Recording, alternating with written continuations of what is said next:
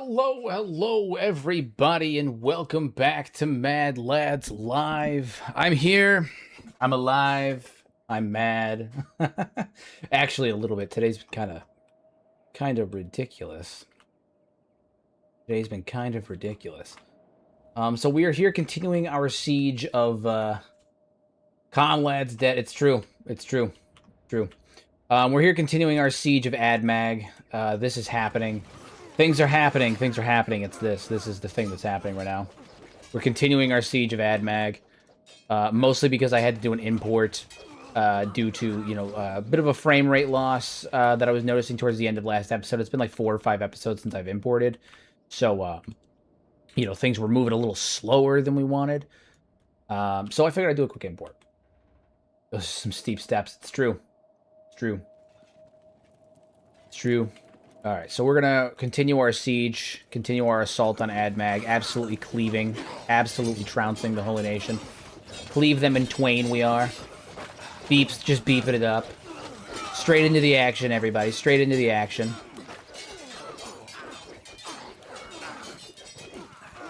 A lot of servants, apparently, a lot of rebirth slaves. I did not get a chance to look up the current situation with the Holy Nation in terms of who is in charge now, so I'm assuming Valtina's our next target, so we're going to have to head back up north and deal with them. But that's okay, because we have plenty of foes to smite while we're here. What's Riku up to? He should be guarding Seto, so wherever she goes, he goes. Nice. Nice. Oh my god, he's an animal. Did that kill him? No, but it should have. My god, negative 484 leg. Absolutely devastating.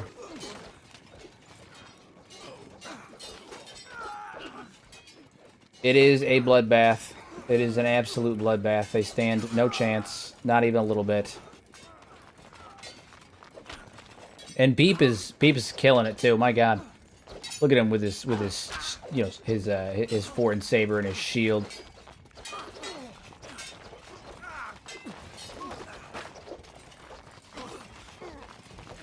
Hell yeah.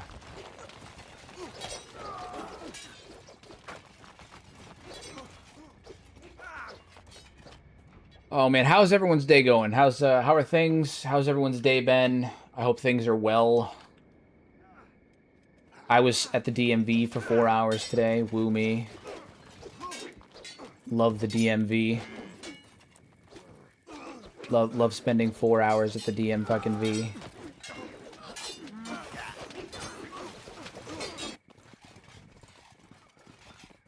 Toji over here doing what Toji does. Absolutely killing it. Hey, what's going on? We are continuing our siege of AdMag. And then we're going to go deal with Valtina, because I think he might be one of the remaining Inquisitors that's keeping the Holy Nation alive. Surprisingly good. Been a long, depressive slump these past few weeks, and have seen me out of it somehow. I'm not sure how, but not complaining. These things come in waves. It could be a seasonal thing. It could just be a down period. You know, I go through slumps too, where I go, have a couple weeks or, not so much in recent years, but back in the day, a couple months where I'm just not in a great spot, and then you end up coming out of it. These things happen. Sometimes you just find yourself in a slump, and it takes a little bit of time to relieve itself. But I'm glad to hear you're doing better. Glad to hear you're doing better. Glad to hear you're doing better. I was reminded today how much I absolutely despise the DMV. Oh, man. I just used a mix of sentient sand, slave purchases, and recruit prisoners to turn my 11 squad members into 28. That's how we do. That is the way that we do it. Right there. That's how we do. Alright, we're gonna let them just rip through this place. Just tear it in twain. Cleave it in twain. It does appear that these slaves are attempting to free themselves. We do love that. Absolutely massacring the place. Someone beat up Domingo. There we go. Yeah. Gotta make sure we're beating up Domingo. Look at this. Look at the absolute devastation that we have brought upon them. Truly horrifying. Truly horrifying. Now, I did try and fix the the profiles for Seto and Beep. So, because they got messed up when I changed their names. So hopefully that fixes itself. It's still loading the profile, which makes sense because I basically took their old profiles and mixed both the profile and all of the lines of dialogue that have ever happened for that profile with the with it. So, what is this? Hold on, sorry, I just got a text message. Nice. Okay. Yeah, so that should fix it. Seto and Beep should behave like themselves again. The last 2 episodes, I've noticed that Seto was she was acting like a queen. She wasn't being quite as queenly as we're used to, as she's been accustomed to recently. She lost some of that queenly drive, and I also noticed that Beep was starting to talk robotic again, and it's because when I changed their name from Seto and Beep to, Seto the Iron Fist and Beep the Squire, it reset. It gave them a new profile, so I had to go through and add the new profiles back into the old one, the old profiles back into the new ones. Hopefully that fixed it. Super easy. It was just a copy paste thing, but I just had to get around to doing it. But because I had to admit I took all of the previous dialogue and put that in there too. It's taking some time to load it in. Hopefully, it loads in pretty quick. I got to do Riku's too, but what are you gonna do? Who is this broken one? What? Oh, okay, all right. So those are still loading. Hopefully they load in soon. But everything appears to be working pretty well in regards to that. All right, so what is our current situation in terms of food? We need to see where we are with food. I believe we are pretty good. I believe Beep's got a metric ass ton of food right now. At least enough for us to, like actually go out and do stuff. Go out and do stuff. How does Beep look with the helmet? Does he look good with the helmet? Let's see. I think he just looks like a little dude with a helmet.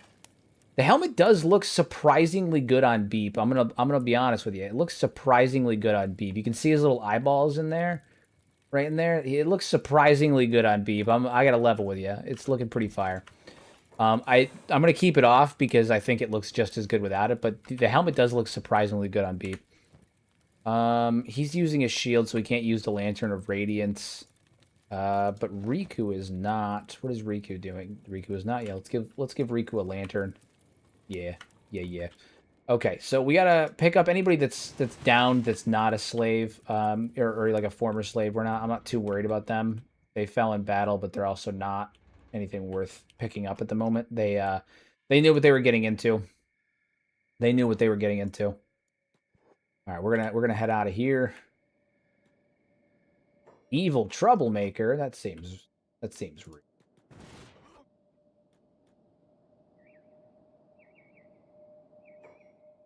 These are drifters, right? All right. Well, we're gonna take them too because they might have more food. We gotta get as much food as we can. Food is important. Food is important. Also, one of my new faction. Also, the name of my new faction capital is the Ironhold. Hell yeah. In your opinion, how did some of the characters in-game obtain their meta weapons, except Gorillo, Asada, Phoenix, Catlon, and Tengu is the obvious answer.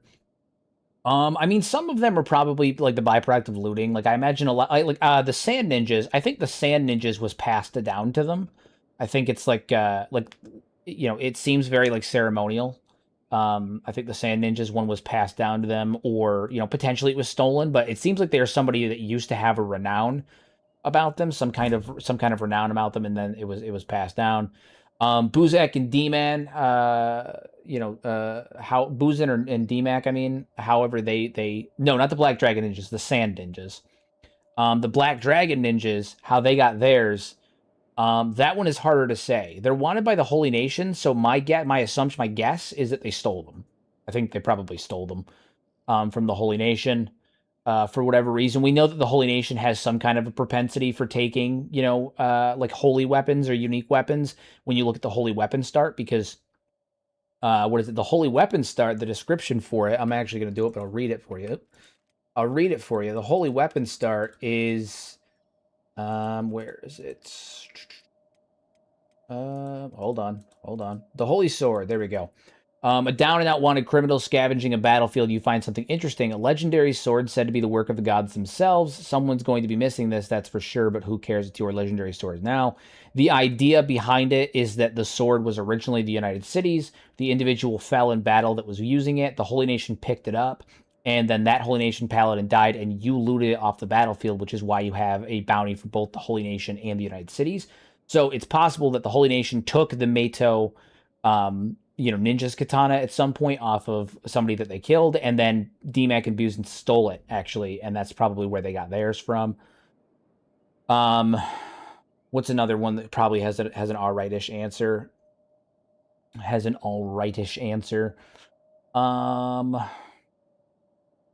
to think. I don't know. Lift off somebody else, and I'm sure we could find it. The Bugmaster could have had his custom made by Cross themselves. So the Bugmaster's one is interesting because of the description for it, which makes you wonder. So it was made by Cross, but specifically the Foreign Saber says it's a pretty exotic weapon thought to have originated from the Black Desert. Not very popular for some reason, but people will probably laugh at you in bars, but it's actually a defensive masterpiece that shouldn't be underestimated. I think the implication... Because you'll notice that the Foreign Saber looks a lot like a falling sun, except it's a one-handed falling sun, right? Like it's a lightweight falling sun.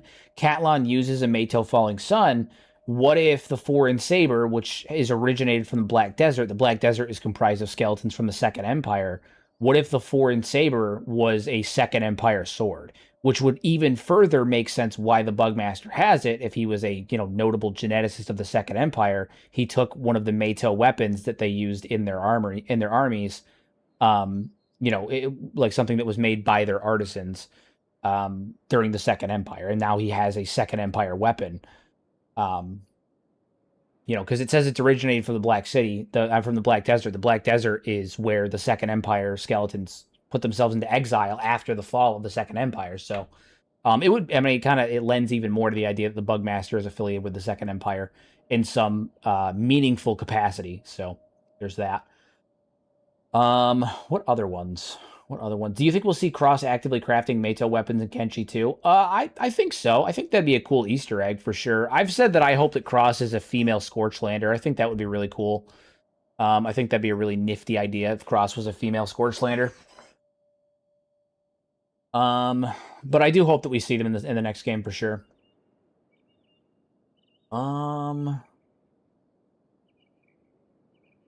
Who else?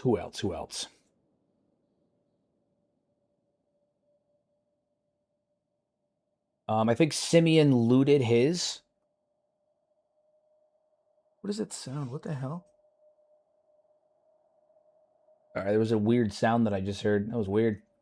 It was like a psst, psst, psst sound. It was really odd. It was weird. It sounded like air spurting for a second. It was odd. It was odd. Anyway, I mean, Cross could be the name of a group of people. That's true. It could be a name of multiple people. It could be like a brand of some kind. I think it's interesting that the description for Cross and Meito weapons says that there was at some point in history a legendary master smith, so one person, of whom nothing is known about except his ... her name and the blade inscriptions Cross. And to me, what the fuck is that?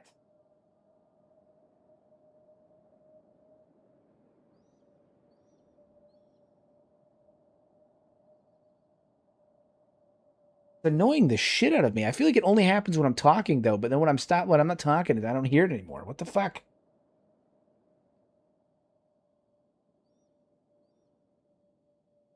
What, I have an aneurysm? Am I having a stroke? What the fuck? What is happening?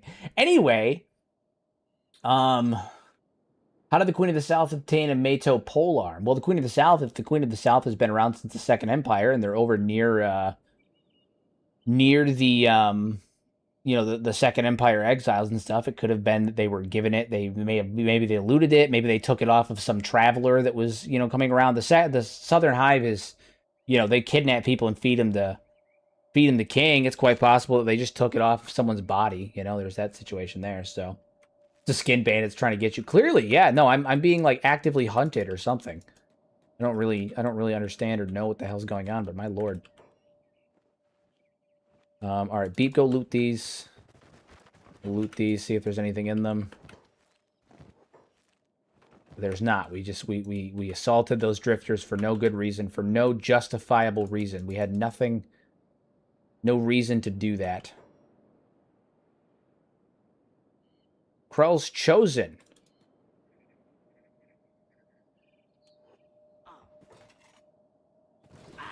Krell's chosen. Do we have more slaves joining us now? Is that a thing? We did, yeah, there's a couple of them. There's a couple of them. Screamer, the False, and Punk probably stole theirs, yeah. Yeah. What are the chances that the Dead Hive are just hivers that went through withdrawals? I mean, like, withdrawals from what? Specifically, right? Like withdrawals from what specifically? I would need clarification on withdrawals from what. I think there's an important distinction to be had there. Hashish withdrawals? From the pheromones? No, I don't think it's withdrawals from the pheromones. No, I think there's a strong enough case to be made that actually I'm gonna let these guys go because they're all unconscious. There's a strong enough case to be made that the pheromones are not, like, being disconnected from the pheromones is not the only thing at play. Because if it was just being disconnected from the pheromones, you'd see Fogmen appearing all over the map at random times at intervals, especially with the Western Hive and the number of hivers that there are. But you don't really see that. The only time that you see the Western, like the Fogmen starting to appear, is when a queen is in danger or a hive falls apart. And when a hive falls apart, the presumption is that the princes are gone. And if the princes are gone, the hive's not receiving the extended pheromones from everybody else. So I've talked about this before. In the Western Hive, here, I'll pull it up on screen, actually. The Western Hive is over here, right? And all of her territories are right here. But then there's also a Western Hive village way over here. And if it was a proximity thing, then this village should not exist. There's no reason that hive village should exist because it's in such proximity. It's literally on the opposite end of the map from the Western Hive Queen. So the assumption that we have is that the princes are able to extend the range of the pheromones of the queen, and that's why you see more free hive worker drones and less free hive soldier drones, right? Like you see less free soldier drones because the soldier drones are almost always in close proximity to the queen or close proximity to a prince, and if the prince is acting as a transponder, then obviously they wouldn't be able to break free as much. They also have a lower base level intelligence, so gaining sentience is even less likely. Whereas the worker drones, there's a ton of them. If they wander off, and they can break free. And the princes have a higher propensity for intelligence, so they have a higher chance of developing their individuality and sentience. Now, the reason all this is relevant is that this over here kind of proves the idea that because when the Western Hive falls over here, they all turn into Fogmen, right? But they didn't turn into Fogmen until the queen was either kidnapped or killed. And so the assumption is that the Dead Hive is the byproduct of an emergency like danger pheromone that is released from the queen when she is either in imminent danger or killed involuntarily. That's why when you kidnap a queen or you kill a queen, that's when the Fogmen show up. They do not show up until one of those things happens. The only exception being that if you attack and kill everyone in the village, the Fogmen might show up, but that's because you've killed the princes, so now the pheromones are not being extended outward anymore, right? And so that's why with the Dead Hive, the understanding, the idea is that the queen, if the queen is still alive, then she is in danger, or she was in danger and is unable to turn off the pheromones, or she's dead, or the incubator is damaged. But I think that it's more likely that it's an emergency pheromone, because there are ants in real life that have a very similar situation, right? Where if you pick up the queen, or if you separate the queen, or the queen is in danger or is perceived to be in danger, she'll let out like a death knell, right? Like a really loud screech for all of the other ants to hear, and it will drive them insane. They'll go incredibly hostile. They'll start attacking everything, right? It's like it's a defense mechanism that I don't think the hive queens have any control over. I don't think they have any control over it, but I think that it is the byproduct of something in the pheromones that is released when the queen is in danger or dead, that causes the hivers to start to go insane and start to attack everything. But I don't think it's the actual separation from the pheromones, because if it was just the act of being separated from the pheromones, we would see hot fogmen appearing everywhere. We don't. We only see it when the queen is involved, when the queen is in danger or killed, which to me says it's not a separation issue. It's a chemical thing that happens in the pheromones themselves when the queen is in danger. Which is why you see so many, free hivers that didn't turn into fogmen, because they became free as a result of gaining sentience and breaking away from the hive mind. Not, turning. They didn't turn into fogmen. So that's my thought on it. So I don't think it's withdrawals. I think that it is a new pheromone that is produced when the queen is in danger. We do see a mongrel crazy hybrid that goes re, so I don't know what that would imply other than it being a local thing potentially. It could be that the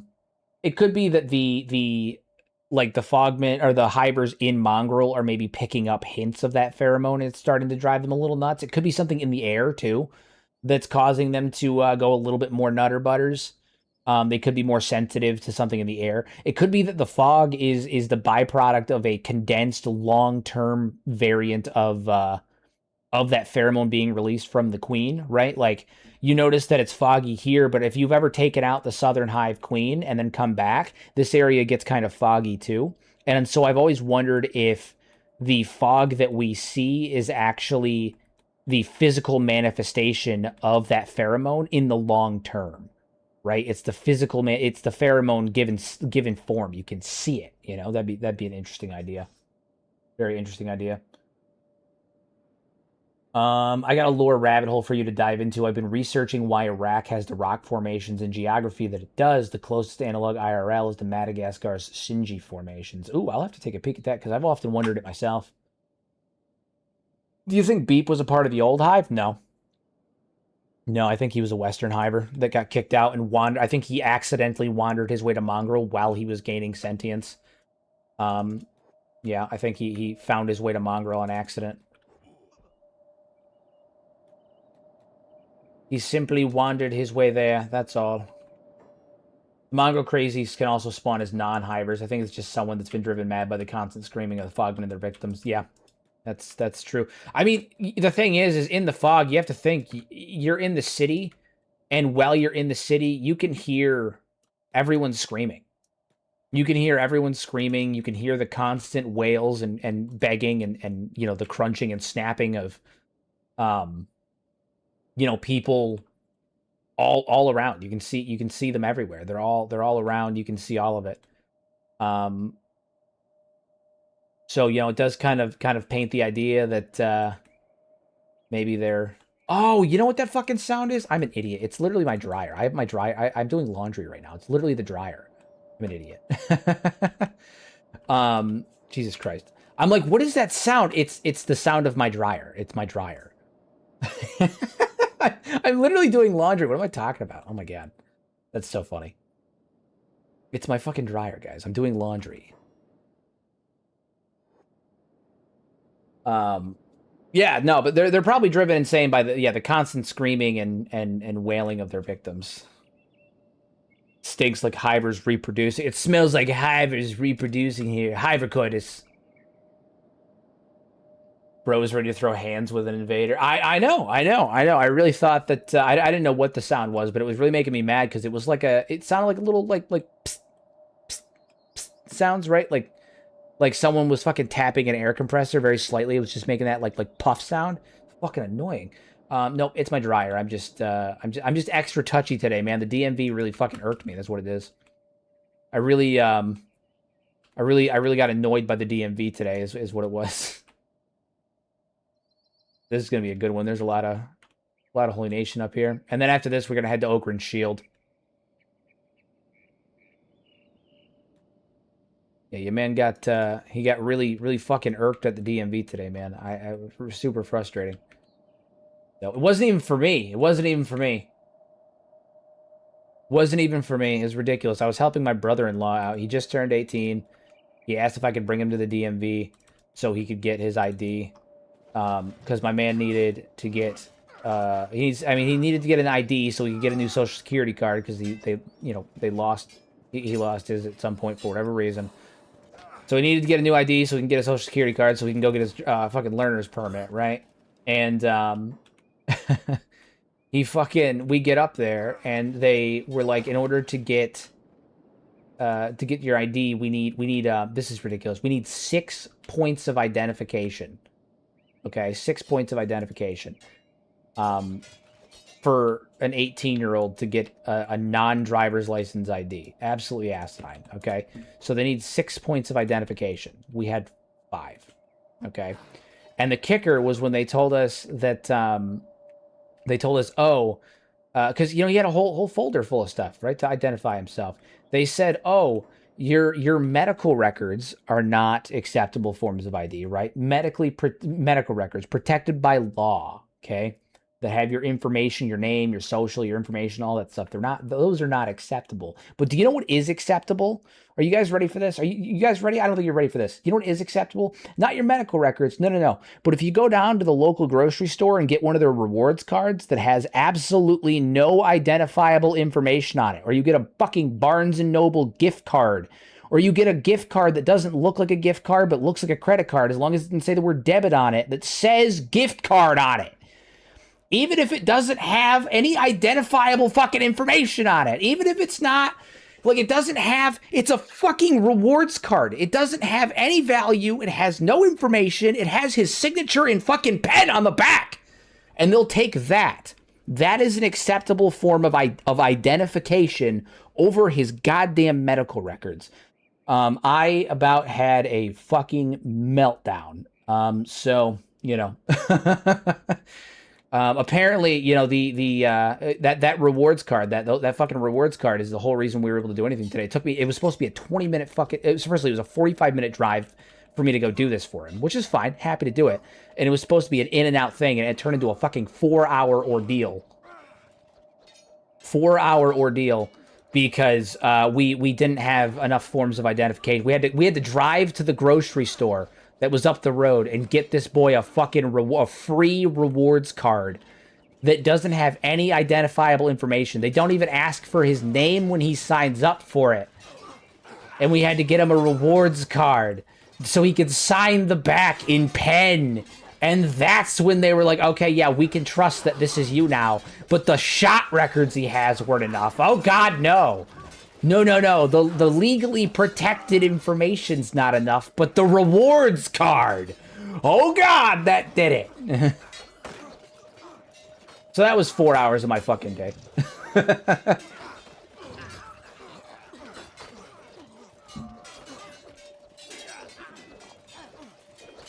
Yeah, it was absolutely fucking awesome.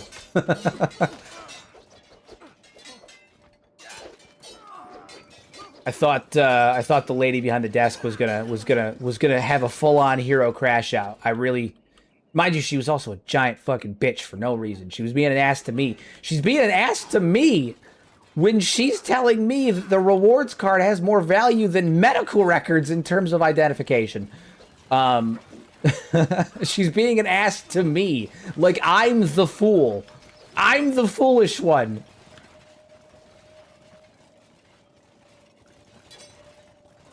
We got the kid squared away, though. He's all set. We got him squared.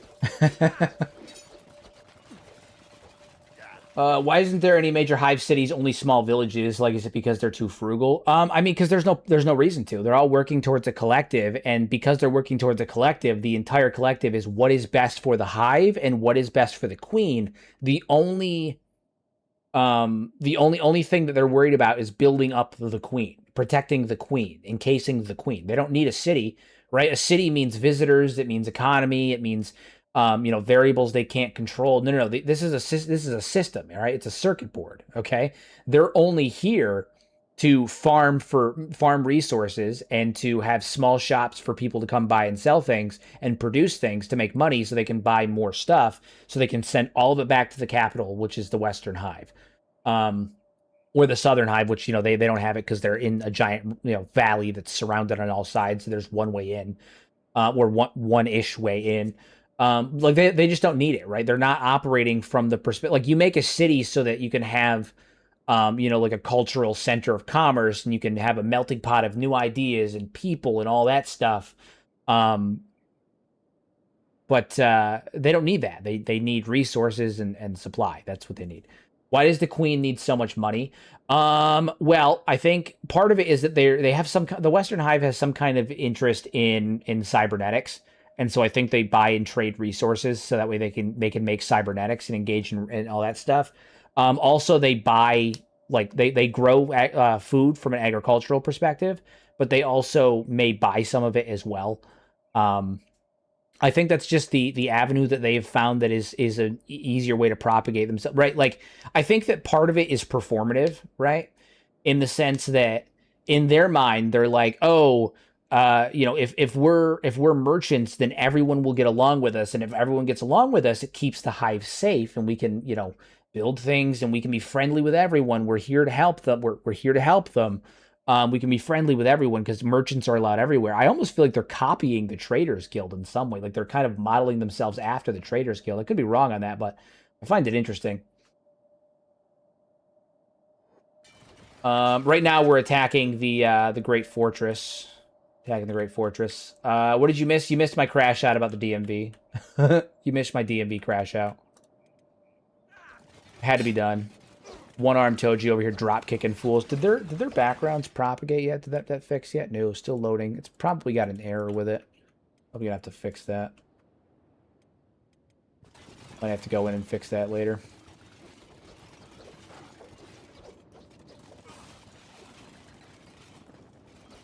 They're naturally cooperative, so their instincts drive them to try and cooperate, unlike the Southern Hive. That's also the thing, right? Like, the Southern Hive is violent because their reproductive cycle requires it. It requires them to kidnap people and to be, aggressive and hostile towards outsiders.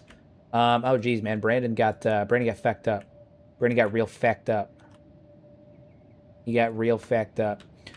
The reproductive cycle kind of requires them to. You crash your car into a DMV. God, at this point.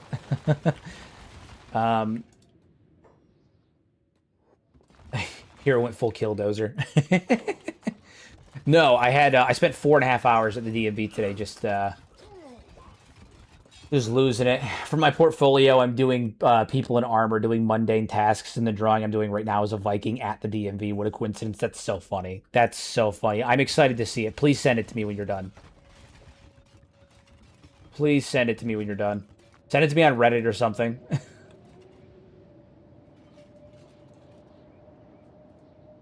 That sounds absolutely hilarious.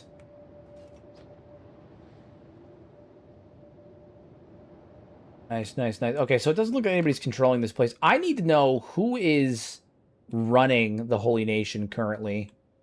Who is in charge of this right now? Because these are all forts, but there's not a major city that I'm seeing. Obviously, we went to the hub. We attacked the hub. They're still around, but I got to figure out what's up with that because I'm not seeing any major cities or anything like that. We may have to go deal with Valtina as well, because I got to see who's running this show right now. Who's controlling the Holy Nation?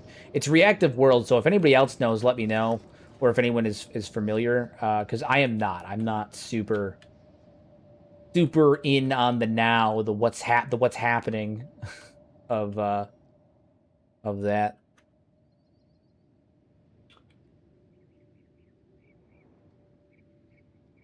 Can you encounter any hiveless Southern Hivers other than Igor? Asfer. Asfer is pretty much the only one. I don't think they spawn under any other condition. Yeah, I don't think they typically spawn under any other condition. No clue what's happening. I mean, right now we were assaulting the Great Fortress. I'm trying to attack the Holy Nation. The Holy Nation controls Shek Kingdom territory. I got to figure out who took over now that the Phoenix is dead. The High Priest becomes leader if the Phoenix dies. Do you know where the hell the High Priest is? Because I sure as hell don't.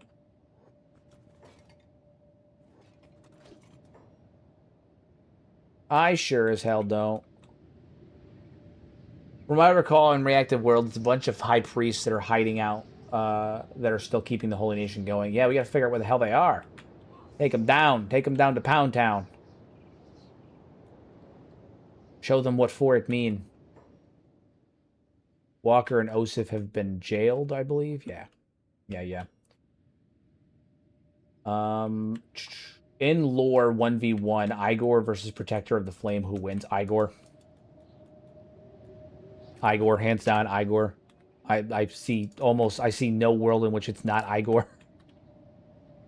Igor is kind of a fucking animal, to be honest with you. Igor can take can take a lot of people. I think in lore, Asada and Igor would have a pretty good bout against each other. The Phoenix is towards the bottom of the totem pole in terms of martial strength for the three of them, like between Asada, Phoenix, and Igor.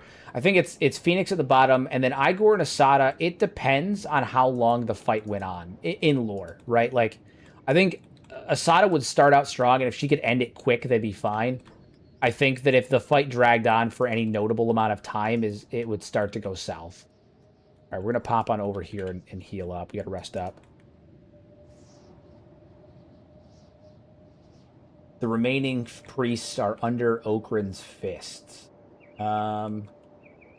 Okay. All right. Well, we have to head up that way anyway because the one high priest we haven't killed, high inquisitor we haven't killed, is Valtina.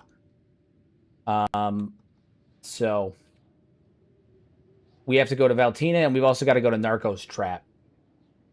So good to know. Good to know. Hey, Casper, what's going on? What's happening? I've gotten dried meat from somebody. I don't know who. I don't know why. I barely know why, but I've gotten dried meat. Somebody gave me dried meat. See you on the other side, Flying Bull. Fuck Bull. Fuck Bull. He was a douche. He was a big douche. All right, not even a little douche. He was a big douche. He roasted Toji while he was tied up. Okay, that's fucked up. That's downright degenerate behavior, to be honest with you. In the grand scheme of things, truly degenerate behavior. Truly degenerate behavior. Heal up some of these Sheklings that are on our side. Yeah, I said Sheklings, and I don't even feel bad about it.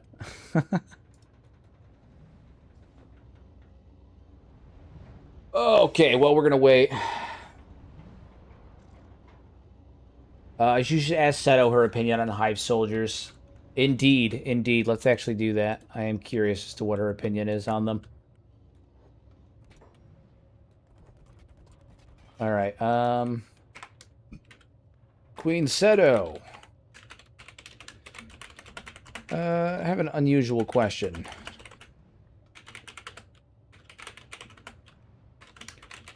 Nothing related to our goal. Just a question.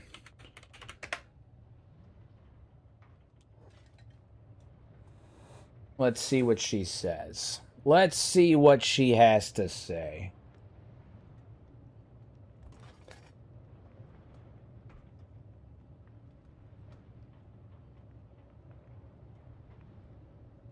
Is there a bunch of priests that are running it now? It makes sense. You know, the clergy kind of run everything from behind the scenes, the rat bastards, so it makes sense.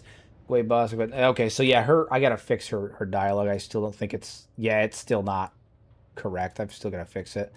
Something got messed up when I was attempting to fix it. So we're gonna have to alter that, no big deal. Yeah. Actually, you know what? I'm going to be a complete pain in the ass because it's going to make me mad. I'll show you guys how to do it. Since we're here anyway. Here's what I'm going to do. I'm going to save it, and I'm actually going to leave and then fix it and load back in. So I'm going to show you guys how to fix that. How to fix all of that nonsense, all that stuff. No, I don't want to do that. Don't save. I'm going to show you guys how to fix all that good stuff, all that nonsense. All right. Let me pull up the file real fast. Gotta pull it over to the side. I want you guys to see my upcoming Kenshi projects. Be bad. You guys don't want to see that. You guys don't want to see that stuff, all right? You don't want to see that. Right, it's workshop content 6 state modified. That bitch. It's gonna take me a minute to find the right fucking one, isn't it? Is it you? Nope.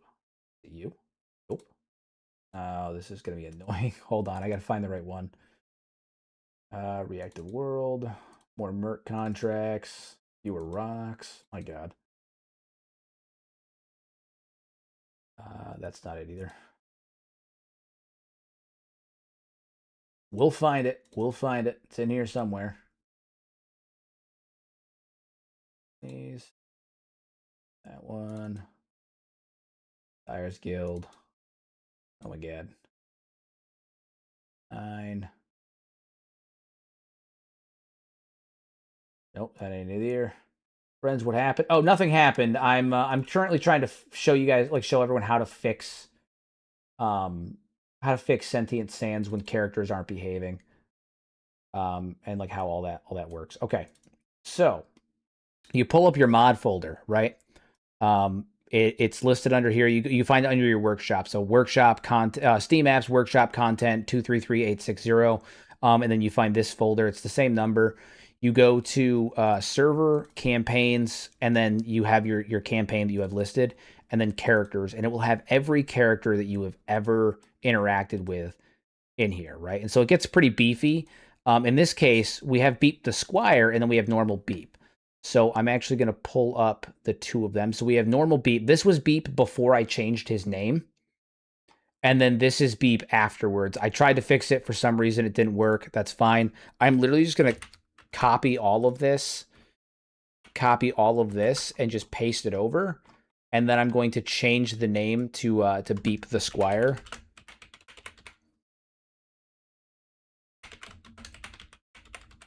Squire, and it should be set, and then I'm just going to save it, and that should fix the issue. Same thing with Seto. Here is my entire history with Seto originally, and I'm going to just paste it here, and that should fix all of that. So it should be Seto, the Iron Fist.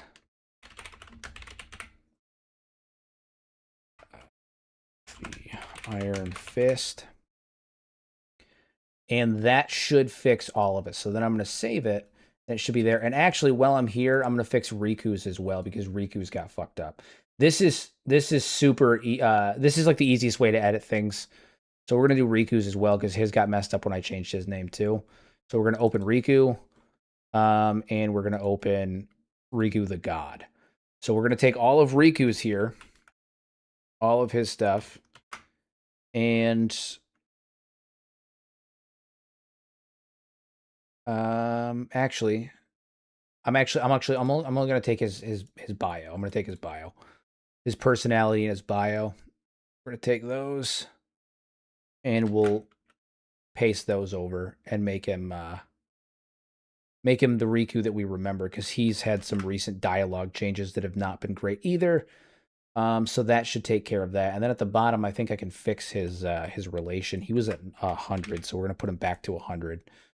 And that should, we're going to save that. Same with Beep. Beep should also be, he's at 99. That's fine. And then Seto, what was Seto's at before we changed her? Relation is 0. And then Seto's, our relation with Seto should also be set at 100 is what we were there. So this should theoretically fix the issues and also make them behave the way that we want them to, the way that they should be behaving. So now we're going to boot Kenshi back up, and we're going to give it that another go. And that should fix their behavior. That should make them behave the way that we want them to. All should be good. It's cool that you can edit all the characters' backstories. Sentient Sand seems to be a well thought out mod. You can not only their backstories, but you can also edit their cadence of speech, their personality, all of that stuff in there. All that stuff. So now we're going to load back in, and it should have fixed it. We're going to load in, open the dialog box and see what happens, but that should have fixed it. They should be behaving like themselves again. So when you change a character's name, it technically creates a new thing for them. I wonder what happens if you add was dropped as a child. I mean, they'd probably make reference to it, to be honest with you, or they would act kind of iffy, you know, kind of iffy. I got a Scorchlander female thinking she was a P4 unit. Yeah, that's how you fix that. That's how you fix that.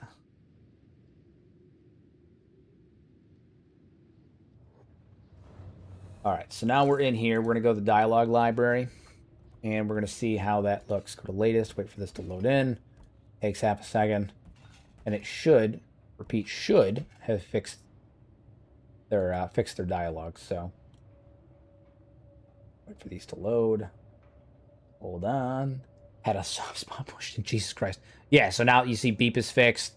Seto's is fixed. It's back to where it was. Riku's personality and backstory has been fixed. All of his dialogue is there. So this fixes all of that stuff. All that stuff. So now they should be behaving the way that they were previously. Downside is I have to fucking reload again because the armor is acting stupid. Does that sometimes.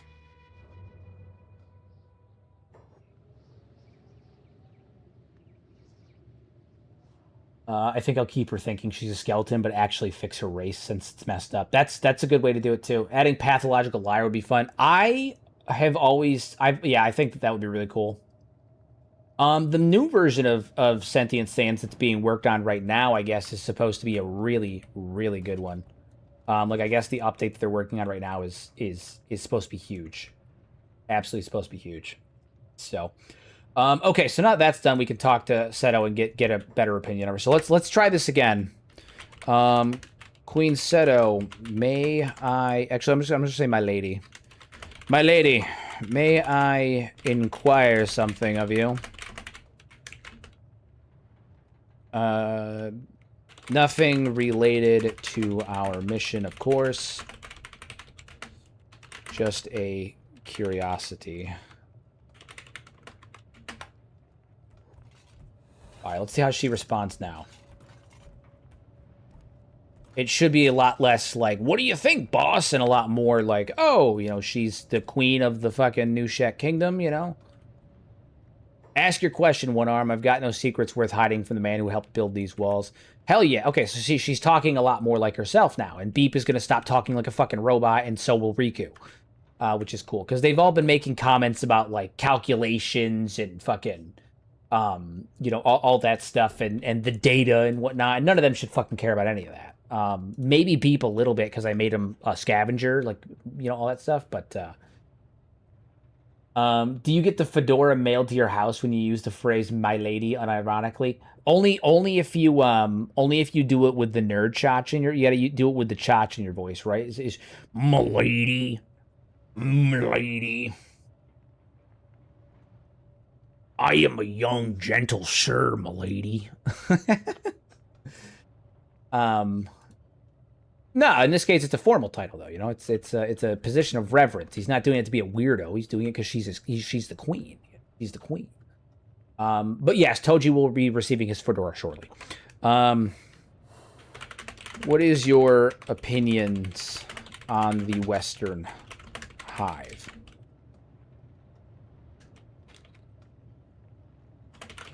We've raided their caravans for food, of course. But I don't mean from a leader's perspective. I mean your perspective. Your own thoughts. Your own thoughts.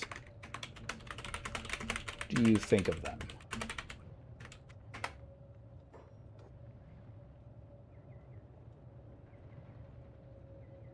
They're clever enough to survive without horns or thick hides, which earns a grudging respect. But their deals always cut deeper than they appear. I've seen too many Shek warriors starve because a hive trader sold them rotten meat as fresh.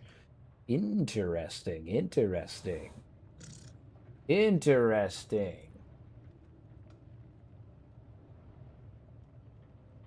What do you think of the current war, my esteemed Discord Caness? My God. My God. Milady. Ew.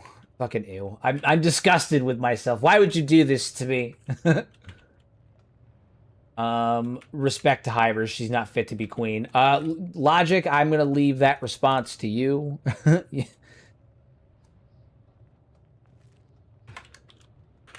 What of their actual species?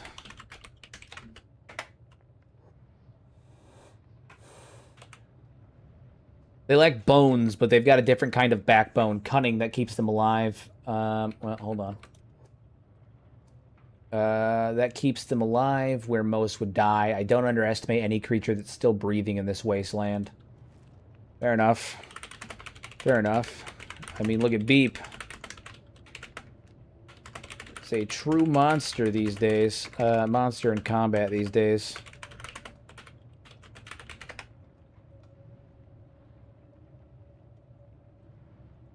Steve, indeed. You're the one that read it, my man. I was just creating a funny bit that will be clipped for and survive for eons. It's true. It's true. It's true. I had to do it. Had to be done. Beep started as a joke wrapped in chitin and ended up with a blade you'd be fooled to mock. The West Hive don't know what they threw away. Oh, that's nice. That's nice. You're complimenting Beep over here? That's nice. She's like, those absolute fucking buffoons, those silly gooses have no idea what they threw away. True. I want to see someone do a Sentient Sands playthrough with all the recent presidents as characters. Oh my god. Oh my god, that'd be so funny. We gotta build a wall between the Shek Kingdom and the Holy Nation, and we're gonna make those goddamn Shek pay for it. They're gonna pay, listen, okay, we're gonna have the greatest wall. Okran be praised, we're gonna have the greatest wall. It's gonna be the best wall, the Shek are gonna pay for it.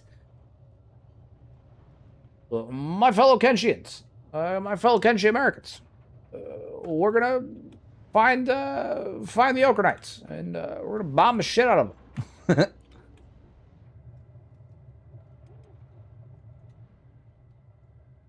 Absolute cinema. Thank you. Thank you. All right, how are we doing in terms of healing? We gotta get our guys healed up. All right, so Beep is up here sleeping like a log. These guys healed up. Complete. All right, I think all of them are pretty healed up now. Yeah. All right, who else needs to be healed? A couple of them. Some of the people that used to be Band of Bones, they're still in rough shape, still recovering. Okay, so they have been enslaved. So we're actually they've been temporarily enslaved. All right, so if we're gonna take back the Shek Kingdom's territories, we're gonna have to head up to the north. Then we're gonna have to head up to the north. Only chance. So we're gonna let Seto know what's going on.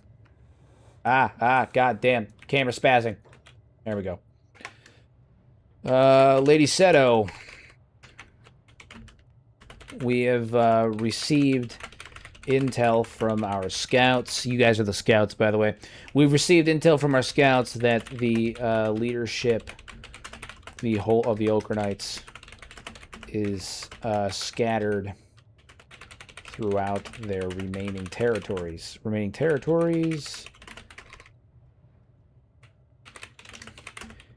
It appears after your mother and Mukai. I'm just going to Battle of Blister Hill because they didn't really do it. It appears after the Phoenix fell at the Battle of Blister Hill. The clergy took over. The remaining Okranites are led by a collection of priests. Good. A Hydra with many heads is harder to kill clean, but easier to confuse. We'll pick them off one sermon at a time.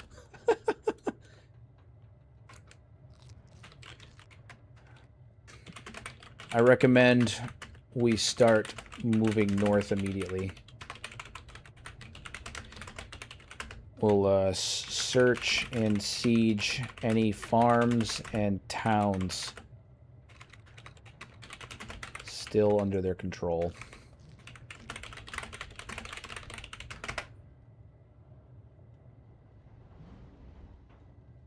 North is a wise direction. Those fertile valleys still feed their priests while our warriors chew dust. But this ground is freshly soaked in blood. Let's gather the squad and count our teeth before we charge into another hornet's nest. Fair enough. Fair enough. We'll let them finish healing up. They did get some good stat increases though. They were in the 30s, 20s, and 30s when we first recruited them. So now they're in the 50s. They can at least stand their own. Yeah, I mean they're not doing terrible. They're not doing terrible. Not doing terrible. Band of boners clogged up my prisoner cages, so I just stopped recruiting them. Had to be done. Had to be done. We're not gonna let the hivers in. They're stealing our jobs, and it's bad. We're not gonna let the hivers in. They're stealing our jobs, and it's bad. They're jumping past narcos' traps to get to our holy ladies and into our holy lands and our women. And we have the best women, okay? We have the best women here in Oakland's Valley. Great people, wonderful people. The holy lands are protected by the holy ladies and the women. God, I love the women.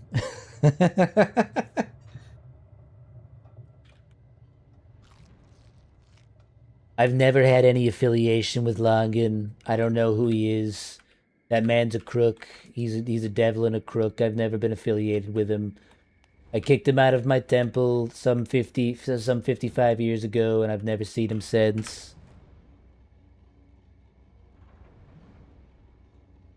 All right, we're going to head back up north.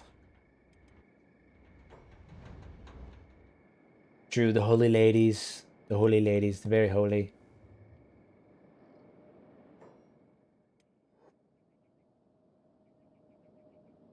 So glad there are no children in Kenshi. Imagine the things the nobles would be up to. Yeah, I posted a short a couple weeks ago that kind of alluded to that, right? Like, we know that they financially, that they emotionally, and they physically abuse their people. And so it's kind of their position, you know, they walk past you on the street and they'll throw pennies between, you know, the homeless commoners and watch them fight to the death for their amusement. They'll jail people or kill them for looking at them wrong. Like, it's a whole thing. When you have someone that abuses that level of power, you know, you can kind of imagine some of the other things that maybe they're doing that they didn't want to talk about or show in game, obviously. Not great stuff. Not great. It's terrible stuff. Absolutely appalling. Oh, you know what? I just realized I have to turn my I was doing Kenshi Coliseum the other day and had that turned down to 2. There we go. During Kenshi Coliseum, I got to turn down my my combat slots. Otherwise, you know, it's not that it's not fair, but it makes firstly the fight doesn't last as long, but also it doesn't give you a true concept of who would win the encounter, you know? Thomas Jefferson doesn't even need rewriting to be an anti-slaver. We'll hold these truths to be self-evident that all men are created equal. Indeed, he was known to enjoy those things. Who wanted to fight 100 skin spiders or 100 blood spiders? I'm liable to think the blood spiders, but probably no, the skin spiders. They have the same attack speed and attack rate and everything. I'm pretty sure the skin spiders would win. Skin spiders have more health, I think, than the blood spiders do. The blood spiders hit you with numbers, but if it's an even numbers, then probably the skin spiders. Speaking of children, do you think the hives are born as adults? I don't think that's hard to say. That's hard to say. I want to say that they have like a rapid gestation period, right? Like, I don't think they pop out fully grown adults, but I do think that they age rapidly. I think that the average hiver lifespan is actually like shorter than humans. Probably not by a lot, but I think it's shorter, like maybe half. And I think that they might be like small or larval for a small period of time, but I don't think it's long. Like maybe a couple of weeks, a couple of years, like it's early a year or two. I don't think it's long. It's hard to say on that one though, because the little bit of information we did have on like hiver lifespans and stuff was made inert when they updated the game. So originally it was that hivers hatch from eggs that the queen makes. But that is no longer the case. That blog post is actually is out of date. It's incorrect. It's not canon anymore. So now we don't really know. We don't know. I just got a cursed image of a fully grown Hyver head on a baby a baby Hyver body. That's so funny. Yeah. Wait, who's it about Khalid? What? What is happening? Oh, Khaled. Every dawn I wake expecting my bones to be picked clean by gutters. The constant warning grinds the soul to dust faster than any blade. Lacey says, then you're looking at it wrong, Khalid. The grinding is what sharpens us. A Shek who rests grows soft. We were born to break against the world, not hide from it. It's true. Who is this Khalid fool? Oh, okay. They're ones that we picked up. Well, Khalid is. So Khalid is one of the Shek that we picked up for our attack on Admag. And Lacey is one of the warriors in my camp. So my camp's got it right. They know. Deepest 30 months.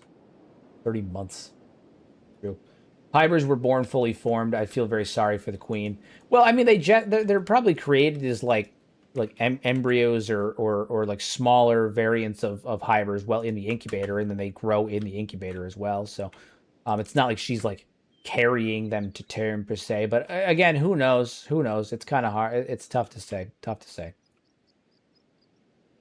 Tough to say how all that good stuff works. Who knows? All right, we're gonna take this holy farm. We're gonna kill everybody here. That's what we do. Take the holy farm. Seto and here we'll have. We're actually gonna have Riku bodyguard as well. All right, so Seto is obviously running it, but Riku, Toji, and Beep are guarding her. So she's gonna take care of that. Let's head on in. Oh, these are raptors. Those are river raptors. We're gonna leave that. That's not what the intention was. We're gonna leave that. Let the chaff fight that. What are these mega raptors? These are big ass raptors. Okay, so just normal raptors. That's fine. We'll kill them. Kill them all. There are more upstairs. Nope, we just hopped a turret for some reason. Can't say why. Don't know why we did that, but we did. They hopped the turret. Seto hopped the turret. Can't tell you why. Don't know why she did it. Don't know why she did it. All right. Well, so this place is under control of the Raptors now. Good to know. The Raptors control it. Okay. What about over here? Holy Nation. So we're gonna head over that way. The Raptors control this farm. It belongs to the Raptors now. Got to go more north, like World's End. Yeah. So I'm just checking all the holy farms just in case. So we're gonna check this holy farm here, and then we're gonna head up north. There's one over here, and then we'll head up, continue up through here and there. We also have to hit Okran's Shield anyway, so we've got quite a few targets we're gonna be hitting this afternoon. Quite a few targets. Still Holy Nation patrols wandering these lands. Seto's on Overwatch. It's true. It's true. Seto's on Overwatch. It's true. It's true. Time is it? 9:30? All right. Alrighty then.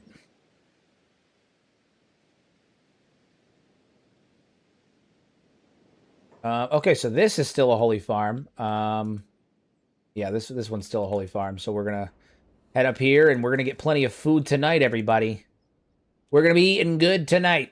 Eating real good tonight. Kill all the bulls. Kill every one of them. The dogs, the bulls, the men, the women, the children. All of them. Skin them and use them for food.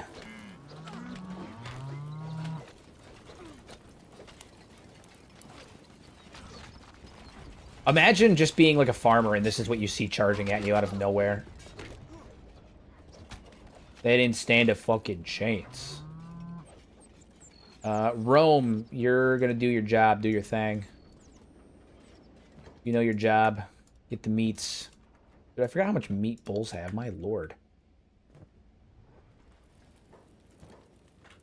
I forgot how absolutely stacked the bulls are for meat. PETA disliked that. PETA has a higher kill rate than me when it comes to animals. What are you talking about? PETA has a higher kill rate than me.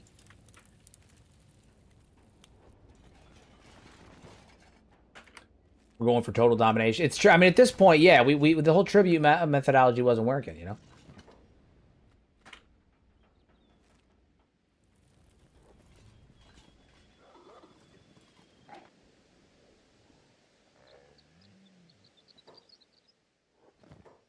Keep going.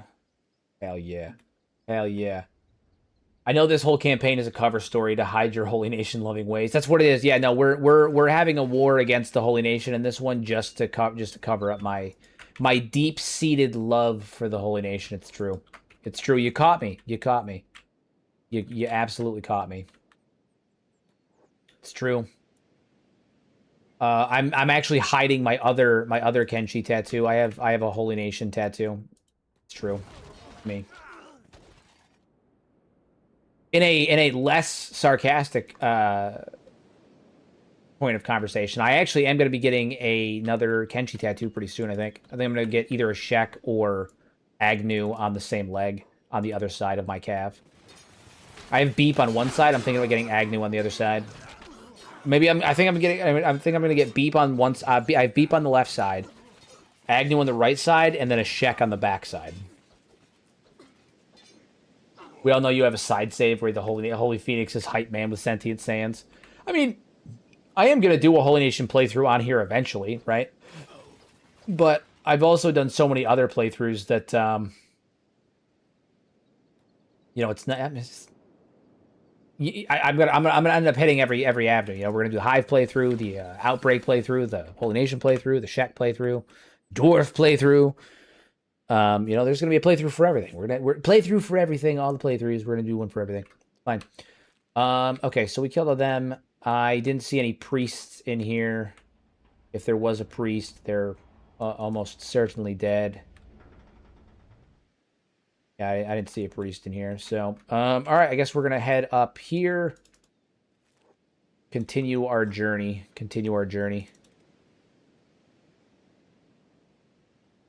Shek full genocide run to even it out. It's true. It's true. You got to even these things out. You got to level it out. Excited to see Outbreak once this comes to a conclusion. I'm really excited about the Outbreak playthrough. I think it's gonna be a ton of fun. I think I might end up using Sentient Sands on that one as well. I think it'd be fun. Honestly, it just adds a lot. It adds a lot to the game. It adds a lot to the playthroughs, and especially like on live streams, I think it adds a lot to the narratives. Right, like being able to have a more comprehensive, thought out, and invested narrative, like, is fun. It's fun. It's fun. It's fun.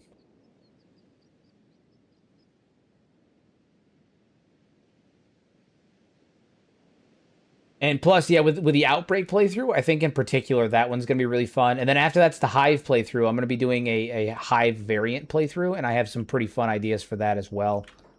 For how I'm gonna do it. Okay, all right, we gotta head up through here. We gotta take them all down. Take them all down. All right, so here's the question. What should all right? Should we go take Ochre and Shield first? Should we attack Ochre and Shield first, or should we head up north and try to deal with this place? Because we do have Veltina we still have to take care of. I don't think I'm going to turn him in. Obviously, I don't really have anywhere to turn him in because the Shek Kingdom is kind of kaput. I was just gonna fucking kill him. But you know, do you guys Ochre and Shield or head north? I'm thinking Ochre and Shield. Take out the last High Inquisitor first. I think that's a good one. Let's get Seto's opinion. Let's get Seto's opinion.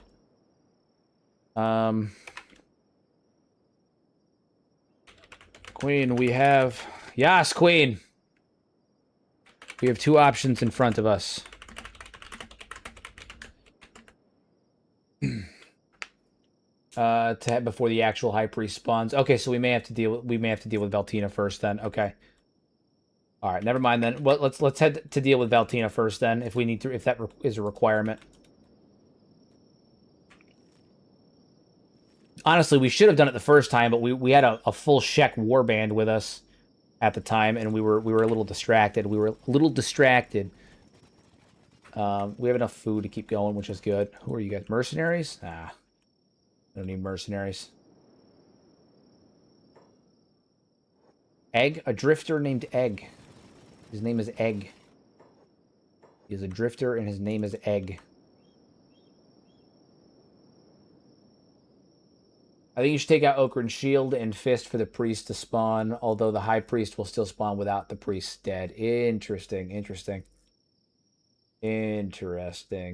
All right. Well, I mean, we'll keep it going. We're on a manhunt now. We're taking them down. You got to kill the Inquisitors, one at the farm, and get the notes before what's his face spawn. Interesting. And the farm that you're talking about is the one up by World's End, right? That's the one you were talking about? We also should probably hit Narco's Trap too.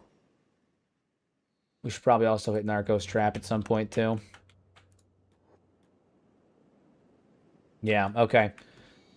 Okay, large force of Holy Nation up here. Large force of Holy Nation. All right, let's let the forces know. We approach Okran's shield. The last remaining High Inquisitor commands this place.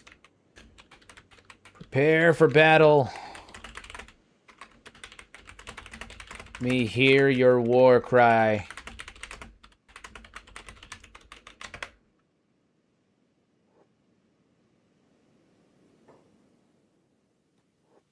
It is time.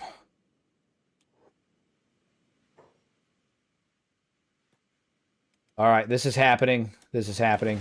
We're going in. Big battles happening. Big battles. We are outnumbered, but we outgunned them substantially.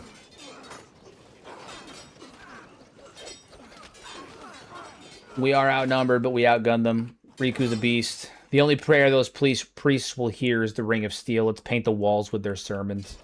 It's not what I thought it said at first, admittedly. We're doing what? Are the Shek, Jackson, Pollux now? For the new Shek Kingdom, for every brother and sister we have buried, make them remember what true strength sounds like. That's right, that's right.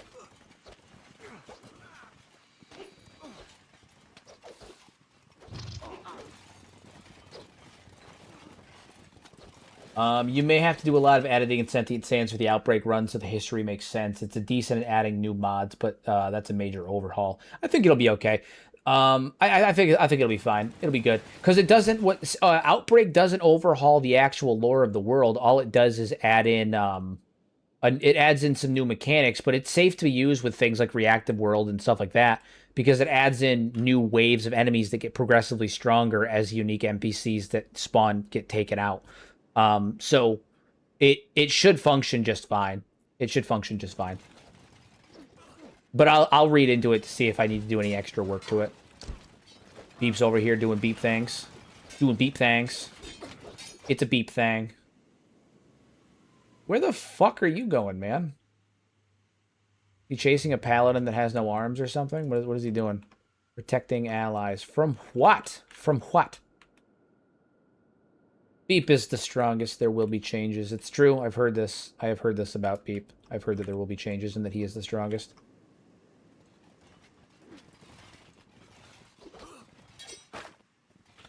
Absolutely fucking obliterated them. Beep. Nice. What's Seto up to? Oh, she's still over here doing what she does. She's moving. She's moving.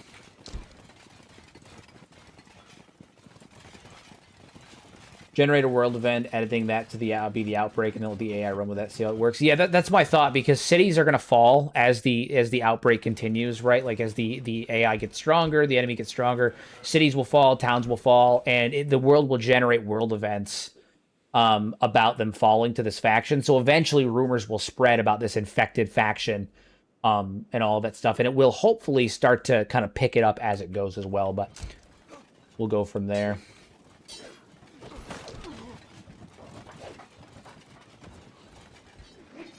Nice. Nice. Hiya. Kicked him. Drop a couple bows. There we go. There we go. What's Riku up to? Moving. Oh, they got people up on the turret still. They got people up on turret still. Big shock. They stand literally no chance though. This is devastating. Absolutely devastating. They will feel my wrath. The wrath of Riku. And that guy's fucking oof.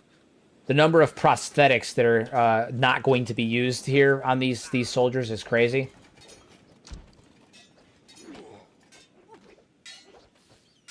The number of them that are going to need prosthetics that are not going to get it is going to be crazy. They should really consider making alterations to that after we're done. But you know, it's not like the Phoenix is around anymore. Nice. Nice. We don't know where's Valtina. We haven't hit Valtina yet, have we? I don't think so. This is the barracks. Head in here. Seto, Beep, all of you guys head on over here.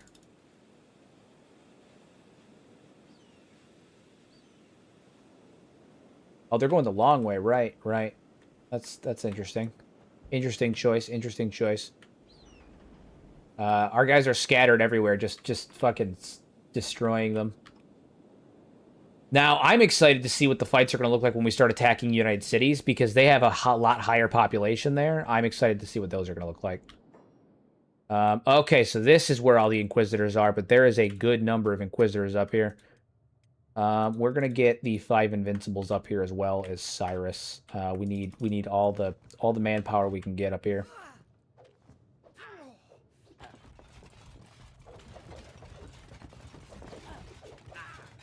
Seto's taking quite the beating.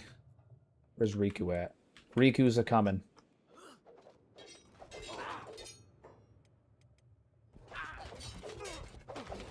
Alright, Seto's got to back up a little bit. Nope, she's been knocked out. That's fine.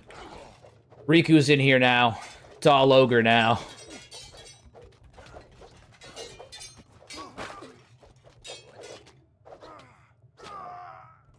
Oh my god, he's a monster. He's an absolute monster.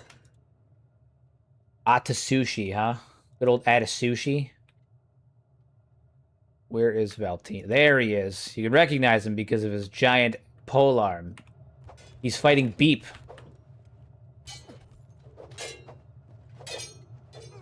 Good old Beep. Jesus Christ.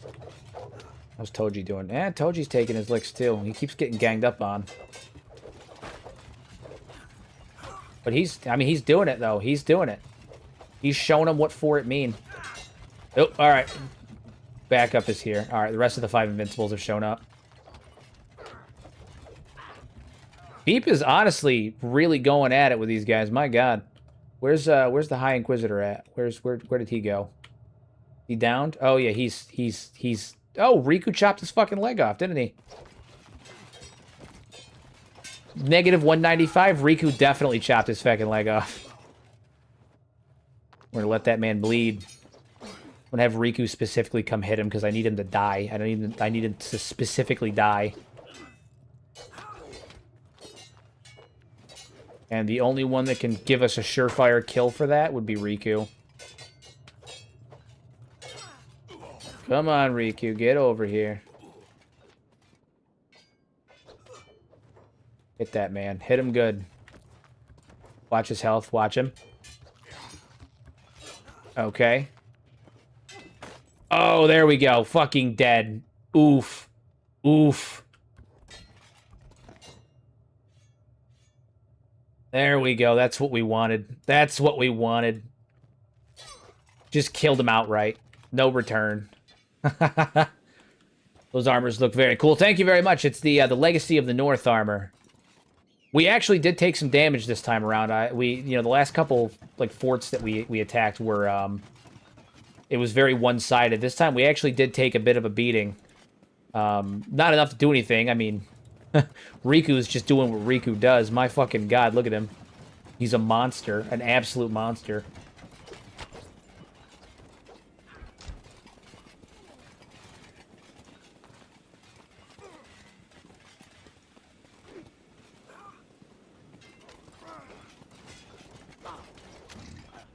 I think at this point it's just cleanup duty.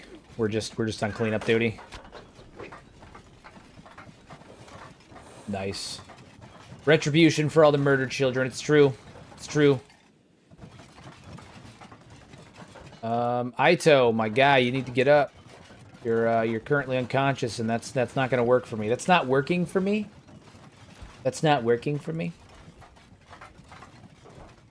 Riku, I need you to go trade with Just Taken, because I think he's the only one he's not using a proper Meito weapon as his primary. So we're going to give him the pole arm.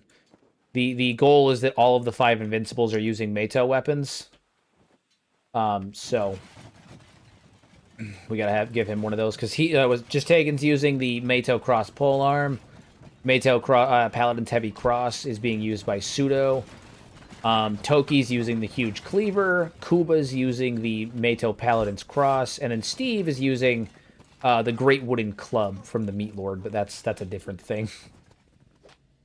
I should probably warn you that apparently the last base is a little crazy. Some people think like the Holy Nation's last base, because I mean that's what I want. I want a brutal fucking conflict against the Holy Nation. Let's go. Let's get it, man. We haven't had like a brutal conflict against them since the Battle of Blister Hill. That was a fucking fight. End of season 1. That's when things got crazy. So right now we're just on cleanup duty.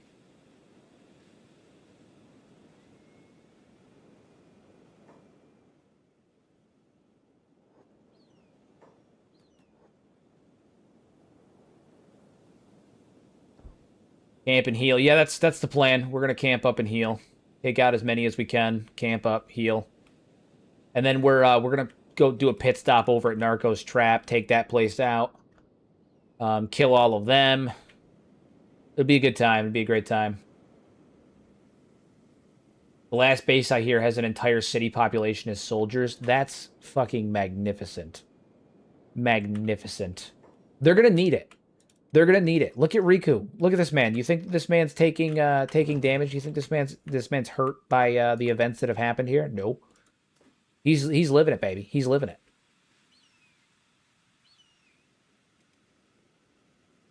Someone's got to pick up Aito. Pick that man up. Nice. What mod is the club from? That is from the Weapon Dissemination mod.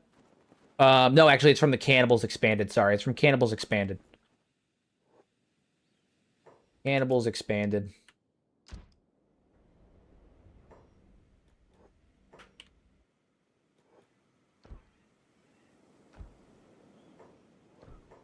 Being shot at? We are being shot at. Who dares?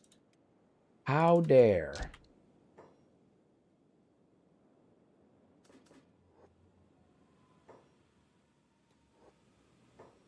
I think that's so funny. There's some starving bandits, I think, that are running through. Oh no, Black Desert Ninja that ran through and are just attacking everybody. Holy Nation and us alike. That's funny. What's the plan for the Flotsam Ninjas? There's some kind of there's some sort of Ochre Knight, but they tolerate Shek. I don't think we have a particular plan for the Flotsam Ninja at the moment. I think they're just things like something that exists. I don't think we have like a plan to take them down or anything like that.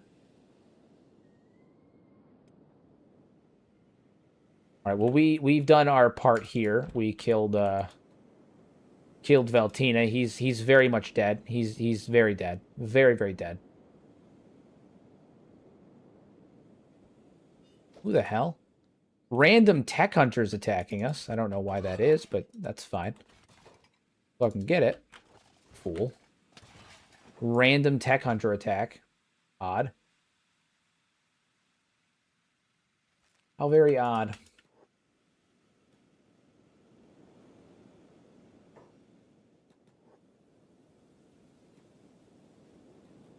All right, we're going to head over here.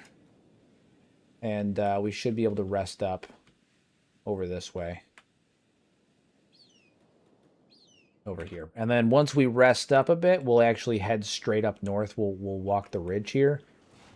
Actually, no, we can cut up through here. That'll do. That'll do. Let's pop down a couple of camps. A couple camp beds. I think we got 2 or 3.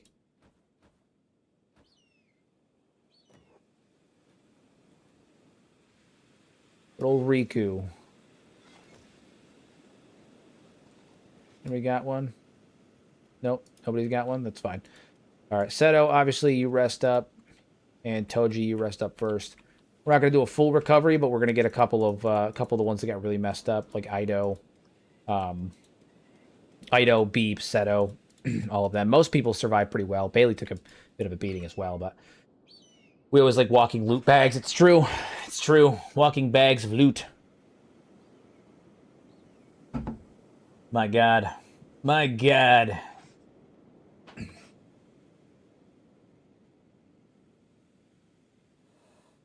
So we'll get them healed up. I'm excited at the prospect that the final confrontation with them is going to be a big one. It's going to be a big one. I didn't realize there was a city up top. Does that city only spawn once the Holy Nation is beaten? I'm assuming that's what it is. Or I don't know. We'll find out. We'll find out. Beep is here. Oh yeah, dude, Beep is here. Look at him. He's a beast. Look at this man. Look at this man. Look at this fucking glorious bastard. He's Beep and he's a beast. With his shield and his stuff. He looks like an absolute fucking unit.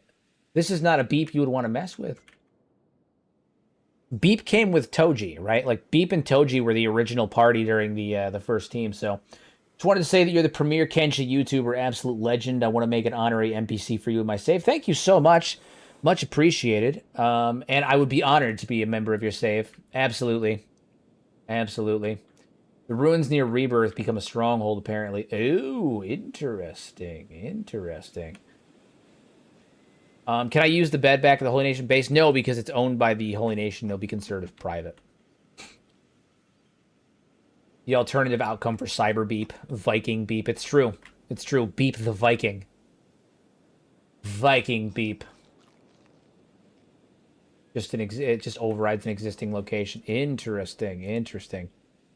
All right, you guys have rested up enough. We're not here for a full nap. We're just here to get ourselves resituated, get Beep's leg fixed. So here, now that you're full-time on YouTube, are there any sponsorships that you would automatically reject, or what ones would you love to have sponsor the channel? There are some of the food ones I would absolutely take, like Factor and stuff like that. I would take those just because one, they usually will send you the free stuff, but also I love cooking. And so like the opportunity to be given new things to cook is always fun. So that'd be cool. I would take those. I would basically any gacha games or mobiles are almost always a no. Like, I don't like games that are predatory. I don't like predatory practices, all that stuff. Sponsorships from like indie games, I would take them. But only under the condition that I can be brutally honest about my thoughts on it, right? Like, you know, I don't think I pulled punches with my thoughts on Valorborn, and I don't think that I would want to do. I would want to go into it with the same mindset for any game that I play. I want to be very honest about my thoughts on it, what I like, what I don't like, whether I think it's okay, all of that stuff. You know, Raid Shadow Legends, hard no, hard no, hard no, hard no. You know.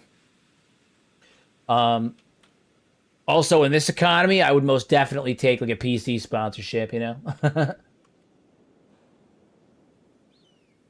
I would take a PC, you know, like Meta PCs or something. They send me a new rig. I'll take it. In this economy, absolutely. You should take the sponsorships and just tell everyone not to buy. I mean, like that's my thing. Like if you want me to make content on your game, I'll do it. I'll do it.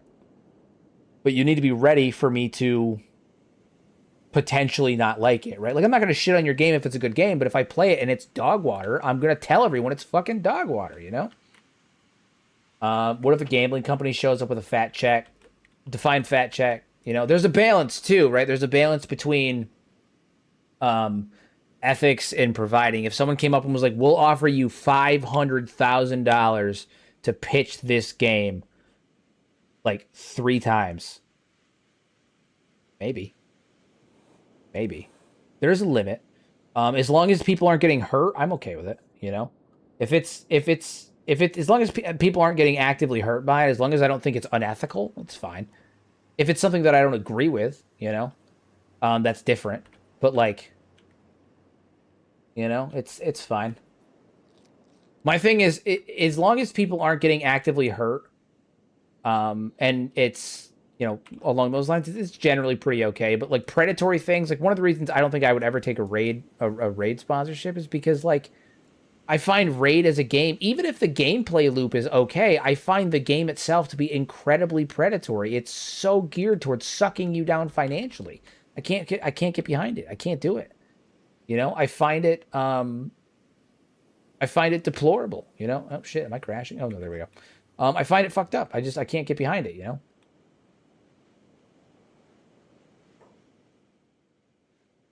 Beep remembers everything, even the parts where Riku yelled at Beep to stay behind the shield. But Beep will learn to cut throats next time for the new kingdom. Dude, why is Beep so fantastic? Oh my god, what is he talking about? What started this conversation? Um, where did this start? Jesus Christ. The walls of Okran's shield held longer than I expected. I counted 3 cracked stones near the eastern gate that'll need mending before nightfall. Let the stones stay cracked. I'd rather see their holds weaken with every siege than waste time patching a fortress that's already bled enough of our kin. Beep thinks the walls did not break because they are made of good stone. I was hit by a rock and it only made my head harder. Beep is becoming stronger. Stones don't feel pain, Beep, but your skull might. Still, you stood your ground against that paladin's charge, and that counts for something in my book.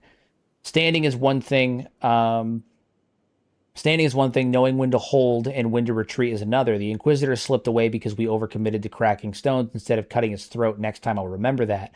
Beep remembers everything, even the part when Riku yelled at Beep to stay behind the shield, but Beep will learn to cut throats next time for the new kingdom. That's so funny, man. It's so funny. Okay. Economy's rough. I'm out here. Yeah, dude, gas is fucking $5 a gallon right now. Fuck that shit. No, I've had sponsorship offers from companies too that are like super random that I just don't, I'm not gonna fucking poach. Like, I got offered a sponsorship from some exercise equipment company that wanted me to like talk about their exercise equipment, and they were gonna send me a free treadmill, which is cool, but like I already have a treadmill. I don't need one. But also like I don't know anything about their company. I researched them. They're relatively new. Like I don't know. I have a hard time with the idea of like getting it on the ground floor of like new companies too, because there's not enough data for me to research. There's not enough of like a paper trail for me to look at like who they are as a company, and I'm not in the mood to get lumped in with people getting fleeced by a company that's maybe kind of shady. Just because even though like I wouldn't know any better. Like it's a new company, you know. People would automatically lump me in and be like, "Ah, Hero scammed his fans." I don't know, man. So I always try to just be careful, you know. I always just try to be careful. I don't want to hurt nobody. I don't want to hurt nobody. Everybody else in bad shape? You guys are a little messed up. Eve, you sleep too. How are we doing for food? Beep, how are we doing on food? Okay. Could be better. We do have a shit ton of meat still, though, so that's pretty cool. I don't know where you cooked that. I don't know when you cooked that, but okay. I paid $6.20 a gallon this morning. That's fucking insane. I pay what is it? It's like $4.30 right now where I'm at. It's crazy, still crazy. Found your channel a couple days ago, and your content is really good. Not only about what happened, the more implications of the lore. Thank you so much. I appreciate it. I'm glad you're enjoying it. Glad you're enjoying it. You should add your mod list to the description. It is in the description. There's a link to a collection on Steam in the description that should lead you right to all of the mods. The only thing that's missing from that mod list right now is the Legacy of the North Armor mod and the Meito retexture that I have because I have to re-add it. But you should remove your mod list from the description. You know what? You know what, Frostprung? You're right. You're absolutely right, Frost. You're totally right. I should just get rid of it. I should just fucking remove it. Excuse me. Oh dang, my bad. No, you're good. You're good. The number of people that ask me regularly if what my mod list is for me to be like it's in the description, and they're like, oh, it's there. No, it's totally fine. You're totally fine. We're just making foobs. Just making food. 500 dried meat. Tons of dried meat. Yeah, tons of it. Once the food cubes run out, this is our diet. This is what we live on. This is our primary diet. And I think somebody else has some too. Steve, yeah, Steve has a shit ton of dried meat of meat too. Just everyone's got all of the meat. We're like Arby's up in this bitch right now. Okay, we have the meat. We are Arby's and we have the meat.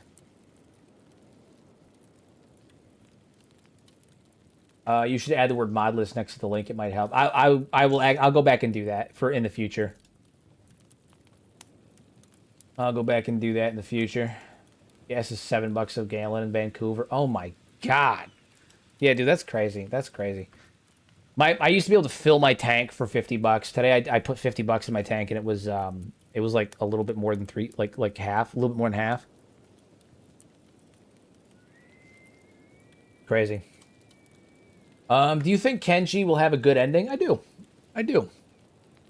I actually think that Kenshi's on the precipice of starting to become, like, better. I think they're on the precipice of becoming better.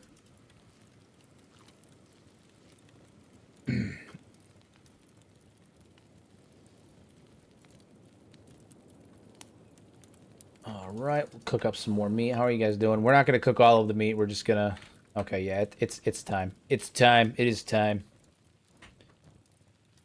Take that. Take the meat back. Mantle the campfire. All right. Mantle the camp beds.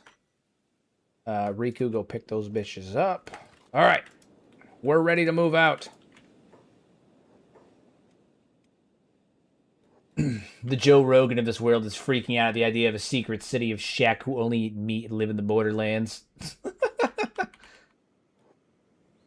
What's going on with Kenshi right now? Is there some news I'm not caught up on? What do you mean? Like, in terms of Kenshi 2? Or are you talking about, like, the lore of Kenshi? Because, like, what do you mean? Expound, expand. Tell me more. Tell me more, tell me more. Can't wait for Kenshi to get better just to have another great collapse of civilization. I mean, you know, that's part of it. I'm sure that there'll be another collapse at some point, but I do think that by and large Kenshi is headed for a good spot. I do think that they are headed for a good time, just based on the historical comparisons for Kenshi to our own real world, right? Because a lot of Kenshi's history is very reminiscent to real world history, and that is what makes me think that Kenshi's history is about to start looking up because of where they are in the timeline of real world history.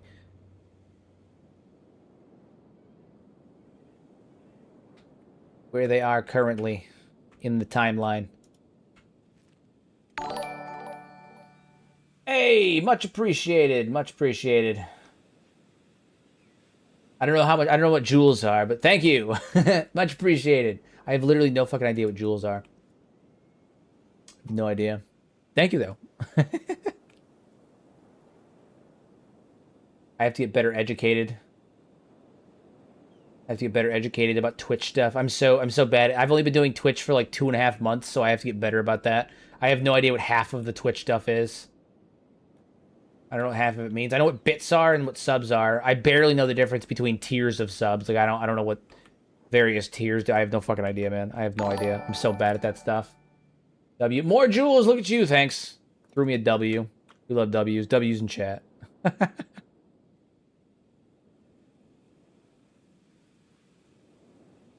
All right. There's some kind of holy farm here. And you guys know what we do with holy farms around here.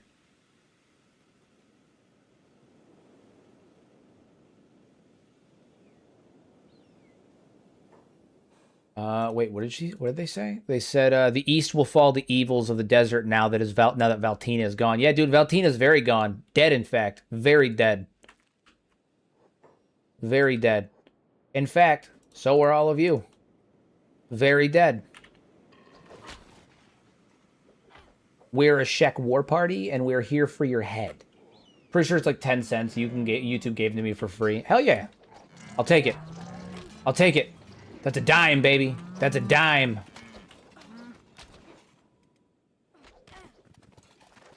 The shading on their armor's fucked up. Alright, well, that's fine. Don't worry about it. Holy farms have become hashish farms? Maybe.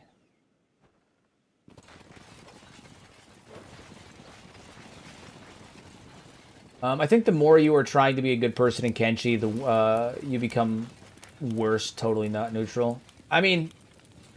I feel like that's generally just like the general trope of how things go, not just in Kenshi, but like in most stories, right? Like the road to hell is paved with good intentions. It's kind of the running theme, you know. All right. Well, I mean, So there's 13 people still around here. Check these houses. Check these houses. East. Whoa, whoa, this place is loaded right up. Harvey. Good old Harvey. Good old Harvey. Do they have anything in these barrels? I don't think so. A little bit of bread. A little bit more bread.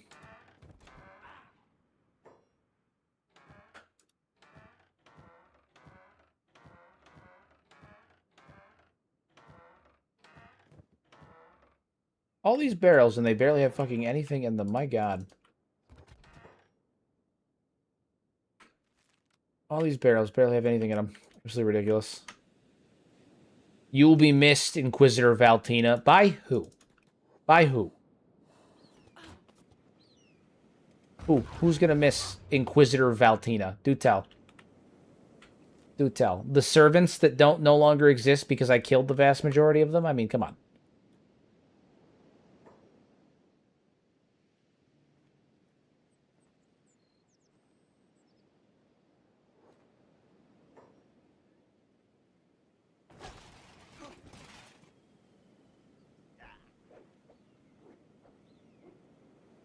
I think the slaves are rebelling. I think there's slaves that are rebelling in here. What is this? Yeah, dude, they are. The escaped rebirth slaves are just rebelling. That's so funny.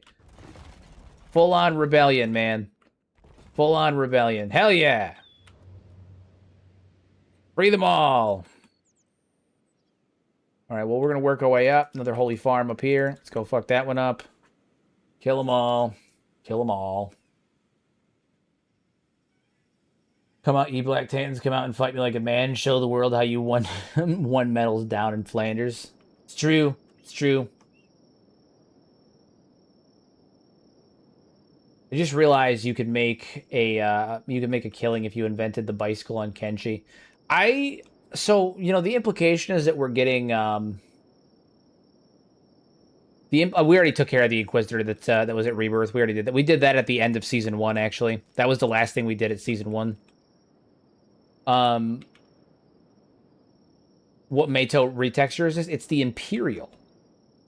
It's the Imperial. Does the new Shek Kingdom have an HQ? We do, actually. We have an outpost called Anvil Gate in Flats Lagoon. So yeah, that's where we reside currently. Oh, look, more meat. More meat. You guys know how much we like to we like the meat, the bulls. We have any British viewers? Maybe. Maybe. Maybe. Small. These houses are empty. These houses are literally empty. What is the point of this place? What? There's no one even fucking here. These houses are empty. What? Was it just bulls? There was just a bunch of bulls here? That's feckin' weird. Alright.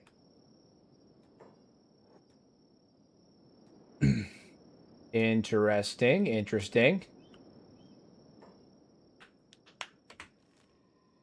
Well, let's continue up north. I'm sure there's more places for us to visit, more places for us to attack.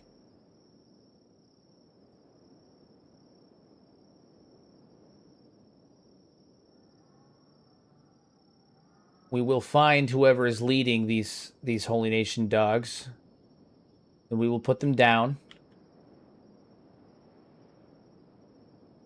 This city over here, but Okran's Fist. There we go. I think Okran's Fist is empty, right? I'm pretty sure we traveled through Okran's Fist once before in Season 1, towards the beginning of Season 1, and I'm pretty sure it was empty. Pretty sure it was both empty and it was, like, there was a bunch of cannibals there. Not sure on that. I'm pretty sure there was cannibals there. Find out. Let's get closer. Wolves don't discriminate, but they do leave trails. I'm not worried about that. Pretty sure there was cannibals there. Oh, no, there's a shit ton of Holy Nation here. Shit ton of Holy Nation here. All right, I see at least 2 full battalions. That's fine, though. That's fine. We can take 2 full battalions. That's not a worry. All right. Let loose the dogs of war. Masaki? Oh, he passed out. Did he get sniped? Oh, fuck, dude. They're being sniped. We're being sniped. We are being sniped. Cyrus got sniped in the stomach, and so did Masaki. Interesting.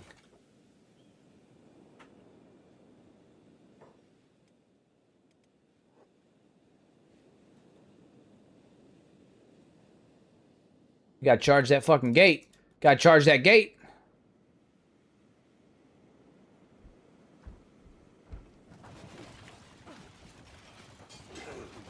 Cyrus got fucking sniped. My god. Get up on that wall. Jaco, you gotta put Bastet down. Cyrus is moving in now. He's going. Look at him. He's running in with his little shield, with his wee little boots and his shield. So is Masaki. All right. Who's? Oh shit. Okay, a lot of people in here. Is whoever's leading them going to be identifiable? That's the other question. I think you still have cannibals. Maybe. Maybe. Riku's up on the walls. Yeah, there's a lot of walls over here. Jesus Christ, man. Really interesting base design. Look at the walls are designed very interestingly. Okay, so we need to figure out who's in charge of this place. Who's running the show here? Is there an Inquisitor up in here? Is there anybody of note that we should be paying attention to? You. Oh, hi. It's Inquisitor Lycus. Inquisitor Lycus. All right, Inquisitor Lycus. I'm about to bust your ass. All right, Inquisitor Lycus has been struck. So he's unconscious currently. We're going to send Riku the God up to deal with him. Because he's going to stand up here in a minute. So we're going to send Riku up because Riku's going to absolutely destroy him. Ramiel is the target. Interesting, Ramiel. We are taking some damage here. A couple people are downed. Teresa, it looks like those turrets. I think the turrets are what's really doing. Yeah, everyone that's down is downed out here. Those turrets are really doing a number. We need to send some of you guys over here with the exception of Riku.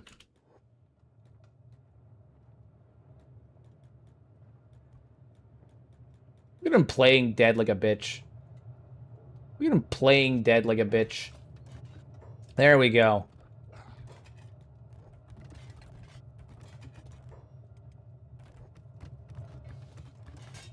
Who the hell? Where's he running to?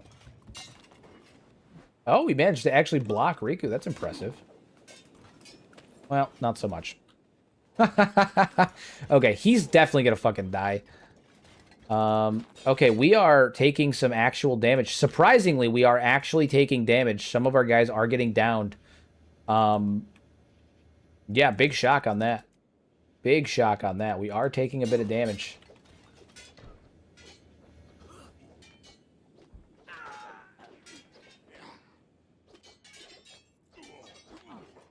Interesting stuff. Interesting stuff. All right, so he got downed out here. He should be bleeding out. I mean, this is going to get worse.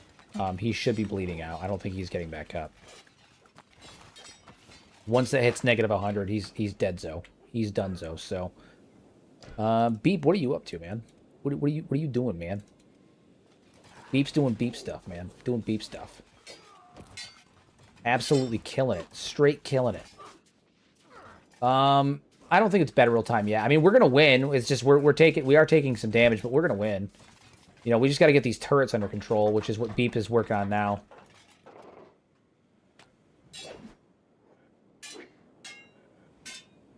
Beep's actually kind of a badass, man. He's quick too. He's real fucking quick.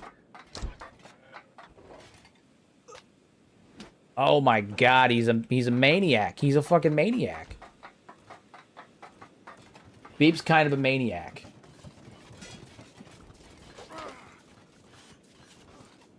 One of our Shek did get jailed. Shameful display, shameful display. We do have a couple that are in rough shape that might bleed out. How's Cyrus doing? He lost his weapon. That's shameful. Fucking shameful display. That's what that is. Lost his weapon. Where did he lose his weapon? One of these bastards took it. Shameful display. Shameful display.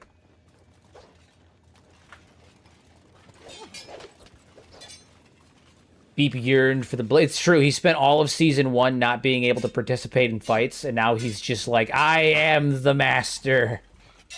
He had to learn the fundamentals. He had to train his strength and dexterity first, right? He was learning the fundamentals, and now he is Beep the warrior.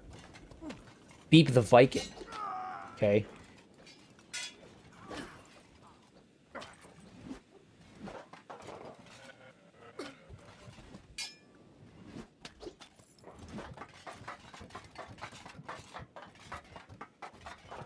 Keep on going. Keep on going.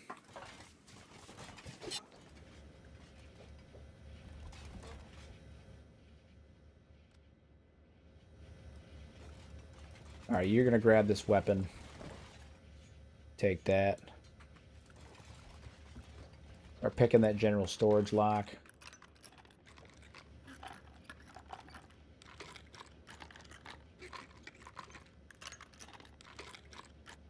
Cyrus, my guy.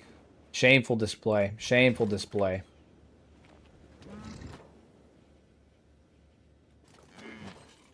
We will be having words with Cyrus about this when we're done, because the weapon he had wasn't just a weapon either. It was, he had one of these, the legendary Northern Broadsword. He had one of those. So, truly shameful display.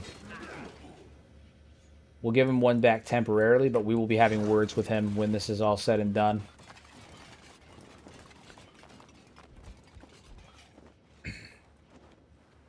Nice. I think we're on healing duty now. I think we're all just healing up now. Is he bled out yet? Is he dead yet? Nope, he's in a recovery coma. That's fucking unacceptable. Beep, go pick this man up. Kidnap him. We're gonna go deal with that. He is Beep, so we're gonna go deal with this. This is unacceptable. He's not gonna. Yes, we're gonna bring him up towards cannibal territory. Are these whole ochre knights? These are ochre knights. We'll bring him up towards cannibal territory. Let the cannibals have him. Rip him apart. We're a wolf. Let the wolves deal with him. Something like that. We'll let everybody else hang out. Here, keep fighting the whole nine. We're gonna bring this guy out to be feasted upon.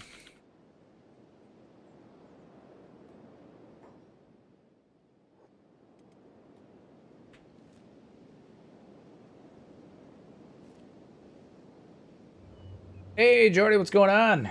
Well, Toji's getting people eaten again. This is a little different, though. A little different. Beep. A little different. It's punishment. He's an inquisitor, you know? It has to be done. It has to be done. He's an inquisitor. Everybody knows inquisitors get eaten. That's like part of it. That's like the whole thing. It's part of the thing.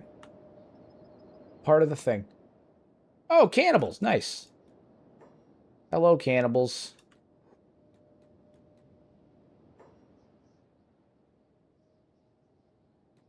You up? Come on. Hello, cannibals. Put this guy down right there for you guys. Yeah.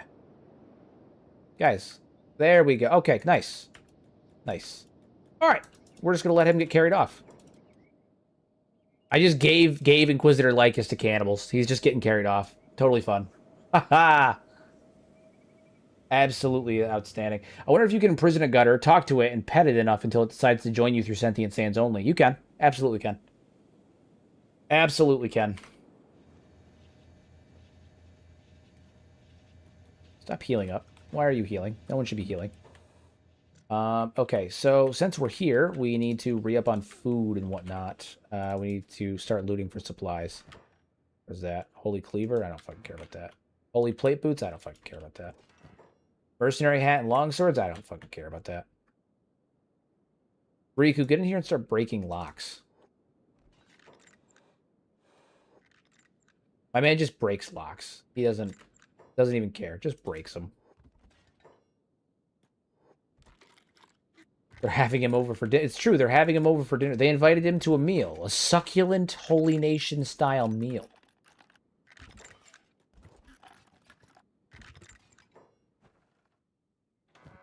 I invited for a meal. A succulent Chinese meal. Ugh, why does all this stuff suck? God damn. I can't say I'm shocked. It's Holy Nation's equipment. Their equipment that you can loot from them kind of blows usually. Jites, combat cleavers, long cleavers, Karazukrans, Holy Crusader armor research. Interesting. Holy Cross, Naginatas, Nodachi. I'll take that. Exotic weapons, so the Falling Sun, Holy Plate armor, the Plank. Interesting, interesting. Well, most of that stuff sucks ball, but what are you gonna do? You know, what are you gonna do? On what charge? Enjoying a meal? A succulent Greenlander meal? This is Democracy Manifest. I was binge watching your shorts and I saw you were live. Love your content, man. Keep it up. Thank you. Thank you so much. I'm glad you enjoy them. I've got more coming. I put out shorts basically Monday. Well, not basically, actually every Monday through Friday. So, and I'm live every Sunday through Thursday. This Sunday was Mother's Day, so that was a bit of an exception. But Sunday through Thursday, I'm usually live. If you ask good enough questions, you might even make it into a short. That's true. That's true. If you ask me a lore question that prompts like a really, a really poignant response, I'll even use it in a short. It's true. It's true.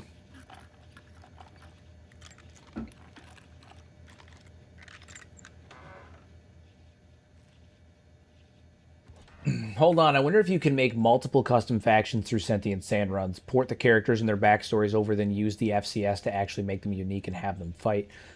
So theoretically, you can use the FCS to import characters and then create a custom faction. And then if you use Sentient Sands and you, where is it? Campaign Manager, and you save everything to one campaign, it will remember the faction that those characters are in, their names, and it will take them into account. Theoretically, if you wanted to put the work in of taking all of your characters and making a custom faction in the FCS, recreating your characters in the FCS, and then putting them into like a mod to put into your game, and then use the campaign where those characters already existed, all of their dialogue and stuff, yes, they would be remembered, and you could have multiple factions in one campaign that have been used in different playthroughs. All of that is true. All of that is possible. Beep back yet? Yeah, Beep is back. Hell yeah, dude. Hell yeah. We got him. Boys, we got him. My fellow Sheks. Oh, we got his ass.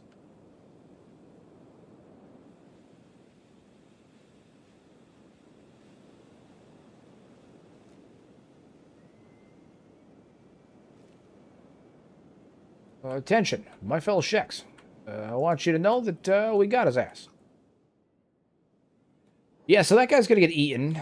We don't know when. We don't know when, but we know that he's gonna get eaten. He was taken away by cannibals, so he's gonna get eaten. Just a matter of when. A matter of when. Really cool in Kenshi 2 gives you the option to do a new game plus, except it just creates a fresh character in your existing world state. That would be really cool if you could create a fresh faction in an existing world state where your faction still is. You can create some really comprehensive stories pretty quick. That'd be fire. That'd be pretty fire. Pretty damn fire. I like how you always know which one of these guys got hit by a hit by Riku because of the sheer amount of damage that was done to them. If you find one that has like negative like 200 and something, or is missing a limb with like negative 300, you know that they got hit by Riku. Right there. Negative 180, that's a Riku hit. That's a Riku hit. Right there. New Shek Kingdom giving food to homeless cannibals, so wholesome. I know. Listen, we are nothing if not charitable. We're charitable people. Charitable people. the most charitable people. All right, we got to rest up a bit. Another resting sesh.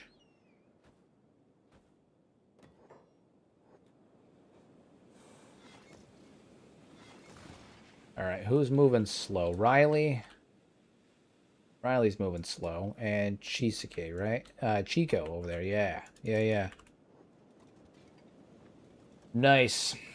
Nice. In my main run, I recruited Igor, gave him lifter arms and scout legs, and a Mato fragment axe. I might have created a monster with assassin rags. Yeah, you've created something. Monster's pretty close. All right, we need to have a conversation with our dear lad here, with Cyrus. We have a conversation with Cyrus and Seto. Cyrus, you lost your weapon in that last fight.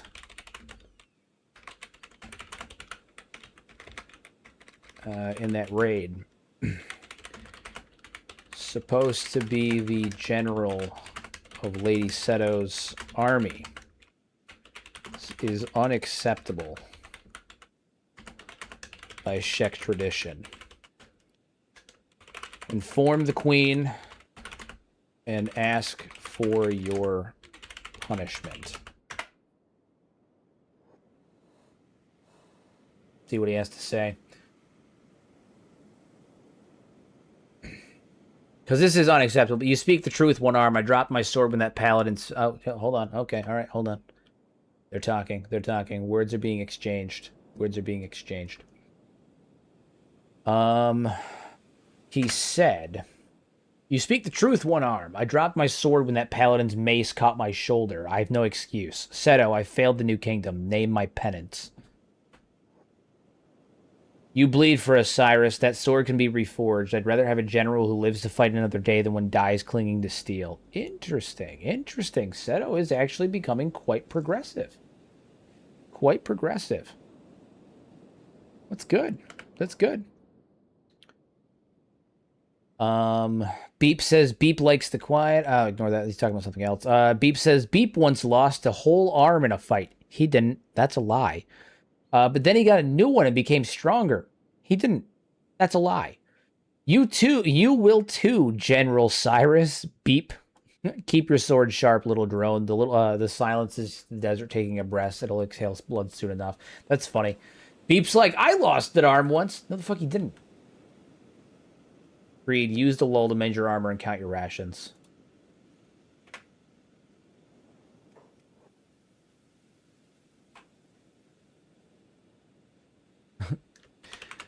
I'm impressed to see you changing Shek, changing Shek tradition like that. Under your mother, he would have been expelled from our ranks. It's nice, actually.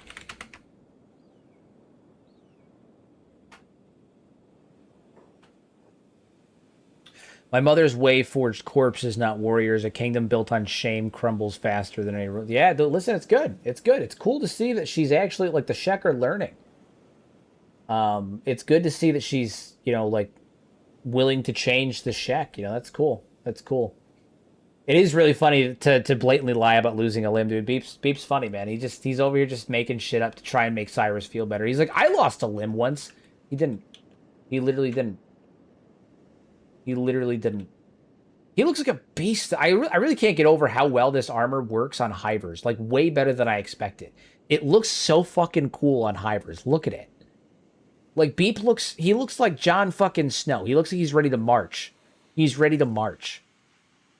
It's fucking fire, man. He looks like he belongs in Game of Thrones. It's crazy.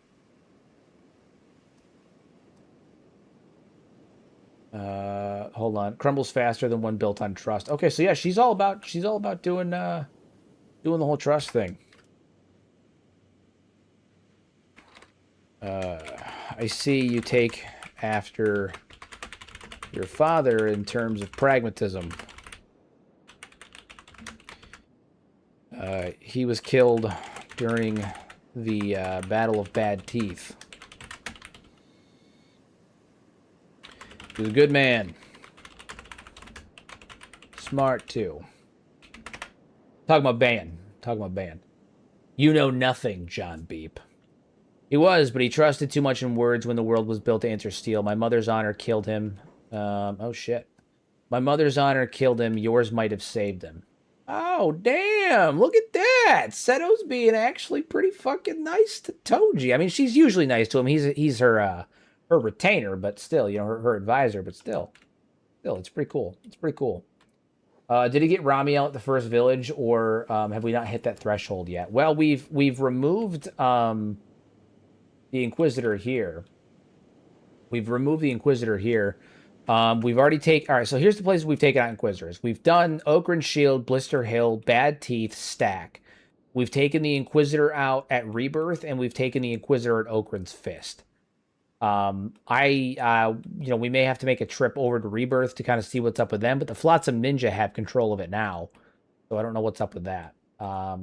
Yeah.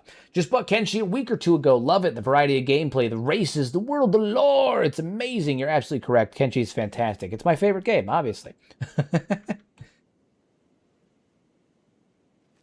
You're absolutely correct. You've nailed it. You've nailed it. Hands down, best game. Hands down. All right, so we've taken Lycus. He's gone.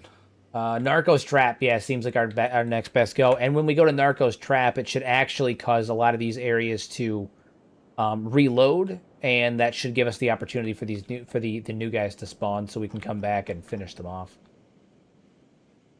Come back and finish them off. It may behoove us to head up to World's End and rest up there. We could probably rest up a bit faster.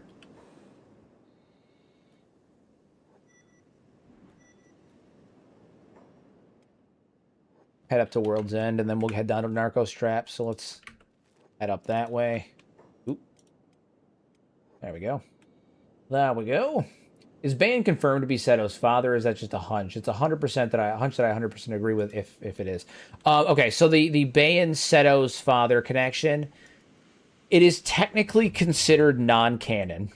However, the source that is non-canon is important. So Nat, who is Chris Hunt's sister and is also the lead writer for Kenshi, she wrote a non-canon fanfic, like a blog post that was posted on the Lo-Fi website back in the day called Ban's Story. And in Ban's Story, it detailed how Seto is actually the father of... how Ban is... In Ban's Story, it detailed how Ban is actually the father of Seto, and that Ban and Asada had a relationship. And that would actually... The reason why I've always just taken it as canon is, one, even though it's non-canon, it was written by Nat, right? It was written by Nat, who is the lead writer for Kenshi. So right there, super important, big piece of information. To me, it's the equivalent of, like, the writings of Michael Kirkbride in Elder Scrolls. He is technically not affiliated with the Elder Scrolls anymore, but he used to be. He used to be one of the lead writers. He wrote a lot of the baseline lore for the Elder Scrolls, and modern Elder Scrolls developers and writers actually will borrow concepts from him and use it in the games, and a lot of his lore doesn't actually detract from the lore. It actually adds to it, and I think that's an important thing. If you have a source of information from a reliable person like Nat, right, who is the lead writer for the game, a reputable source of information, even if it's non-canon, if it doesn't disrupt the lore, if all it does is inform it and add more detail and lucidity to it, you can basically consider that canon, right? It's informing it, and it's written by a notable source. The most notable source. The only way you can get a more notable source at this point would be as if Chris said it himself, and that's just because it's his game, you know? So there's that. Additionally, it informs the situation with... it informs the situation with Asada and with Bayan and with the whole Shagger situation so much. It adds so much detail and nuance to that whole discussion, because it's no longer Asada standing up for Bayan because he was an intelligent Shek who had you know, reasonable ideas about the future of the kingdom and how he didn't want everyone to, you know, fucking die in a suicide mission. All of that may be true, but at the heart of it, it is it is Asada choosing to defend her lover and choosing to defend her daughter, the father of her daughter. And that also explains why Seto, even though she is a Shek fundamentalist, even though she does believe in the, you know, the theology and the ethos of Krull, the warrior ethos of the Shek, she listens to Bayan because those things are her beliefs, but Bayan is her partner. And she takes his word is good because she trusts him with her life, and she has a very deep connection relationship with him because he is the father of her daughter. Did Bayan survive? No, Bayan died during the Battle of Bad Teeth, actually. He died before we made it to... So he survived the fight of Stack. He survived the initial purge of Bad Teeth. And then when reinforcements of the Holy Nation showed up outside, he ended up getting killed in battle. Unfortunately, Bayan did not survive that.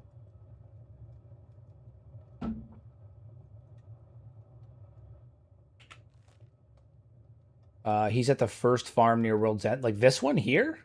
Because there ain't nobody there. Unless there's another one over here. I'll double check, but I don't think I saw one.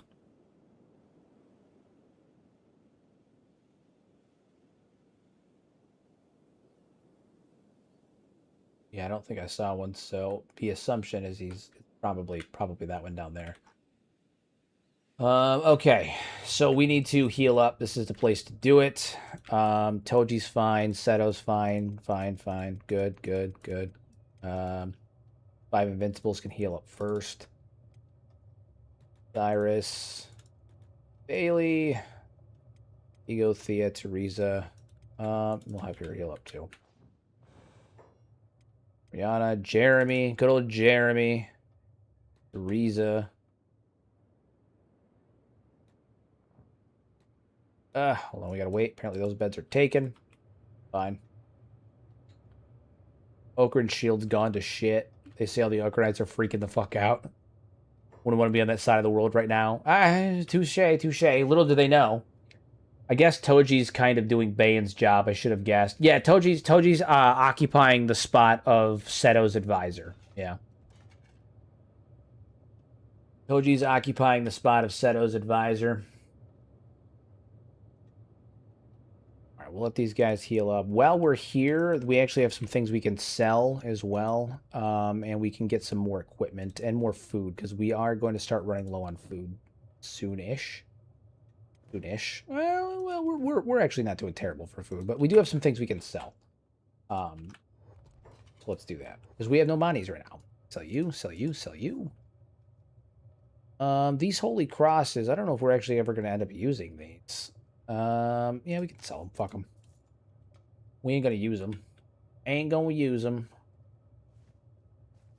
Stack in here? We do. What do you stack? Okay, yeah, good number. We'll take 12. 12 bedrolls, please. 12 bedrolls, please. What else can we take? We should probably get some food.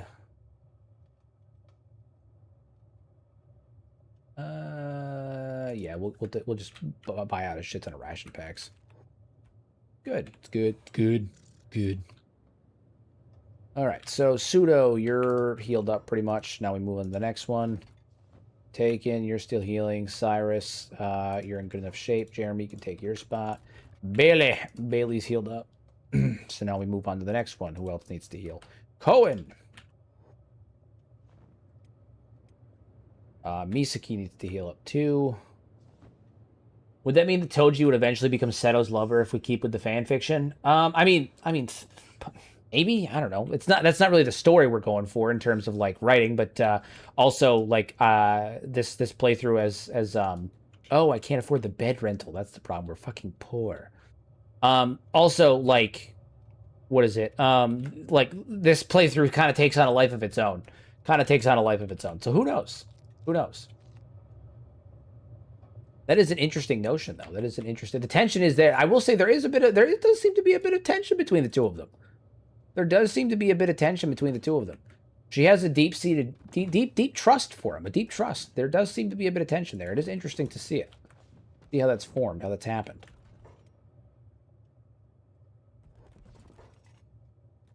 You ain't wrong. You ain't wrong. Jeremy's healed up too. Meathead, you got beat up pretty bad. Who's there? Ido, Zachary. Alright, you two got to get healed up too. How's the Shek that we brought with us? Jesus, bad shape. Or rougher shape. RV, Layla is... Okay, cool.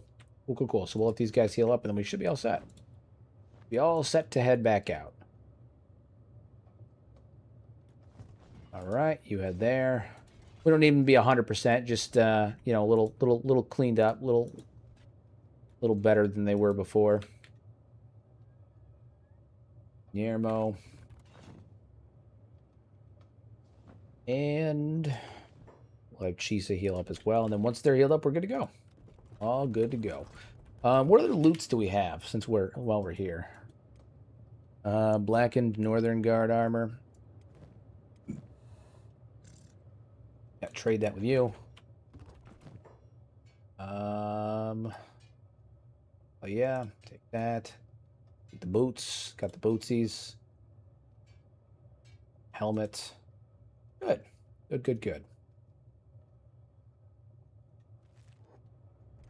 Pseudo. He's not quite there yet in terms of his outfitting, but he's getting pretty fucking close. He's looking pretty nice. Looking pretty good. He's looking pretty good. A romance will be Game of Thrones level whacked. Realistically, it would be very bad for the insular Shek Kingdom. Touche. I mean, it would be good. However, I will say that Seto is very clearly open to some kind of change in the Shek Kingdom, so it's an interesting prospect to see what happens. But you know, the things are kind of developing on their own. We're kind of just letting things happen, so see what happens. All right, let's head back down towards the Holy Farms. We're gonna move our way down towards Narcos Trap. Narcos Trap. I wanted to ask, do you think the Shek horns would have or developed keratin sheaths like how antlers do, or are they rather just exposed bones? Animal horns as items seem like they do, even though bulls don't.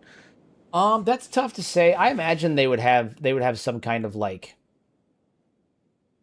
I don't know. I don't imagine they're just like straight bone. They probably have some kind of like keratin, you know, coating to them or something to, you know, harden them out a little bit. Because bones are firm and like thick and durable, especially when they're, you know, as thick as the ones on their head are, like thick as your, you know, your femur and stuff like that.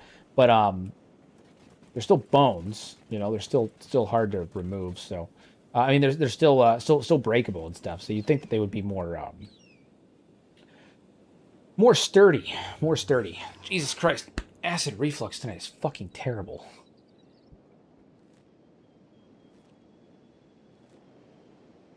Alright, let's head back down to this Holy Nation farm here. And we'll stop in, see what's up with that. Probably nothing, but worst case, we'll kill a few more people, as we have been known to do. Cactus farmers and whatnot. I don't think there's anybody even here. It says there's 7 people here, but I don't think that's true. I don't think that's true. Starving bandit. Cool. Oh, they're all right there. Kill them all.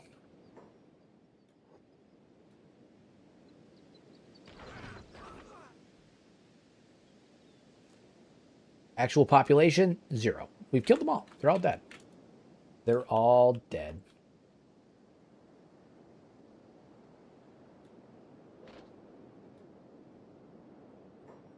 Receive dried gristle flaps. Stunning. Stunning. Escaped slaves. Nice. We are the savior of escaped slaves. Love to see it. We'll head back down to this Holy Nation farm here.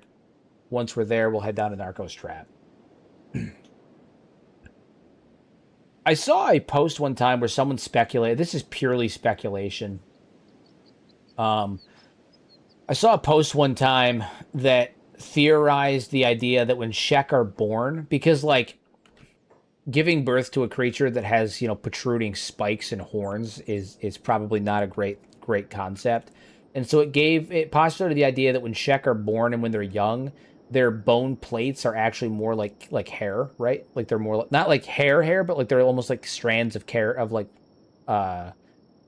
strands of like keratin that is more like flexible, almost like calf hooves when like baby horses and stuff like that are born, right? They're like keratin hooves, and then they harden as they get older. And so like the idea is that like when Shek are younger, they actually have like almost hair. They almost have hair on their body.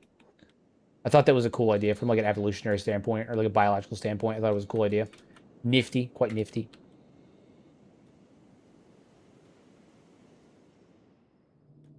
It was neat. It was neat. Did the new Shek practice slavery? Not at current. We haven't. No. We seem the new Shek seems to be more focused on,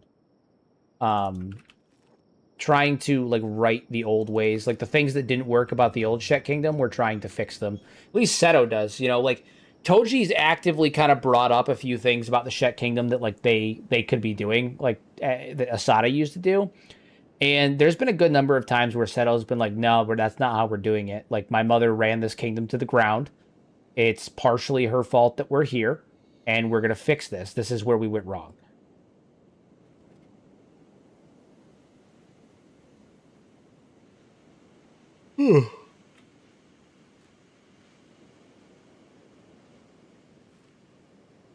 Head down towards Narco's Trap, and then I think Narco's Trap will be where we end it for the eve. What's good tonight? I mean, we're trying to finish off the Holy Nation. We've sieged most of their remaining settlements. We're currently in search of their leadership, who's where, all of that stuff. You know, we're there. Early deer or cattle, they're born fuzzy and their horns bud after infancy. Indeed, indeed. Well, they have the hooves, right? There's not the horns, but the hooves. I don't mean like their horns are born the same way that deers or cattle's do, where it's fuzzy. I mean like the hooves, where the hooves come out and they're like, they have that like, I don't know, they're like twisted and soft. You know what I'm talking about?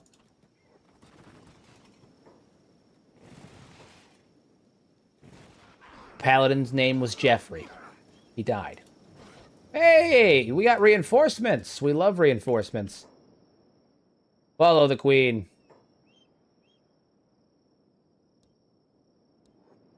Hell yeah.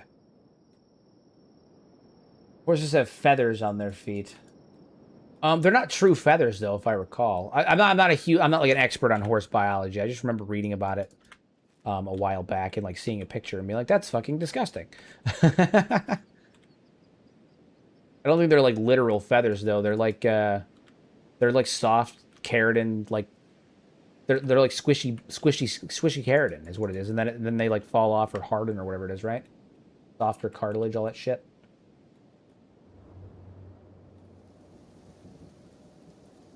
Because they look down. I'm gonna pull up a picture of it. Hold on.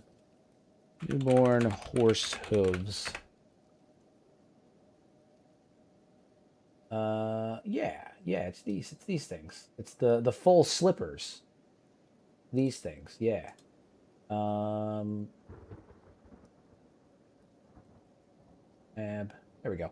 Yeah, it's these things, right? And so like they're soft, and they're specifically designed so that way they don't like cause damage as they're being born, right? Like, so I imagine that like when the Shek are born, they're born like that. They're very soft. Yeah.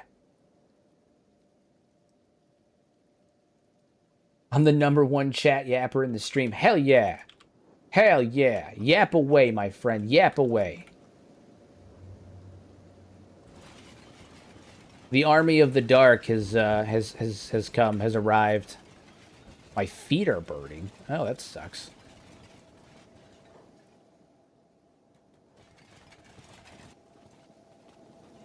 The army of the dark has arrived. Kill them all.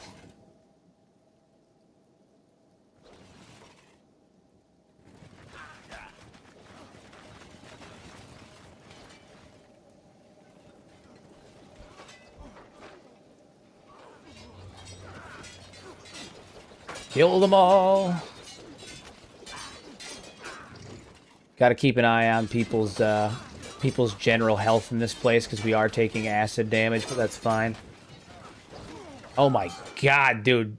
Riku just did a jumping, like, downwards hammer slice with this fucking sword and just chopped this dude's arm straight off. Just chopped it right off. Beautiful. Magnificent. We lead our Shek brothers. Oh, Beep. Get up, Beep. What are you doing, man?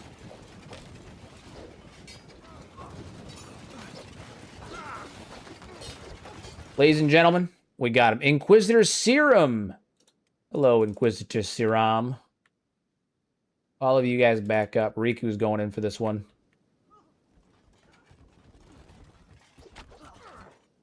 All right, he's lost an arm. He's already lost an arm. Sweet Jesus. Riku chopped his arm off. He just fucking removed his arm. He's like, nah, no, it's fine. See if he bleeds out.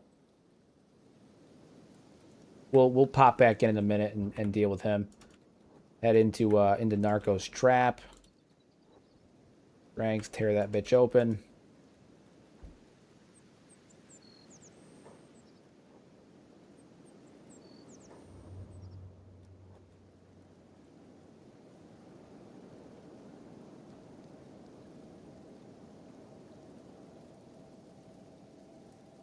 We're gonna go inside of Narco's trap.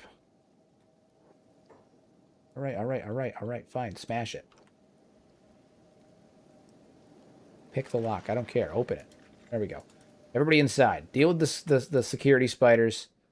Stunning. Fantastic. All right, now Riku, you're no longer guarding Seto for now. I need you to run back over here. We're going to grab him. Grab that Inquisitor. Pick his ass up. Bring him over here, and we're going to watch him burn. Oh, he's got limb trauma, but he's still alive. You know what that means? We're going to fix that. He's about to die. He's about to die bad.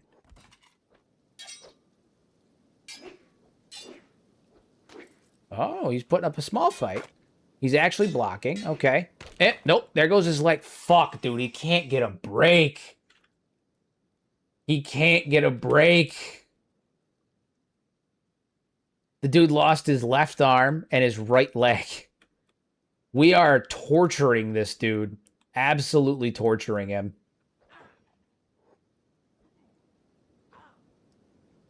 Fucking hilarious. Take that. We're also going to remove your clothes. That way you burn up in the acid. And we're going to take you outside where you will die.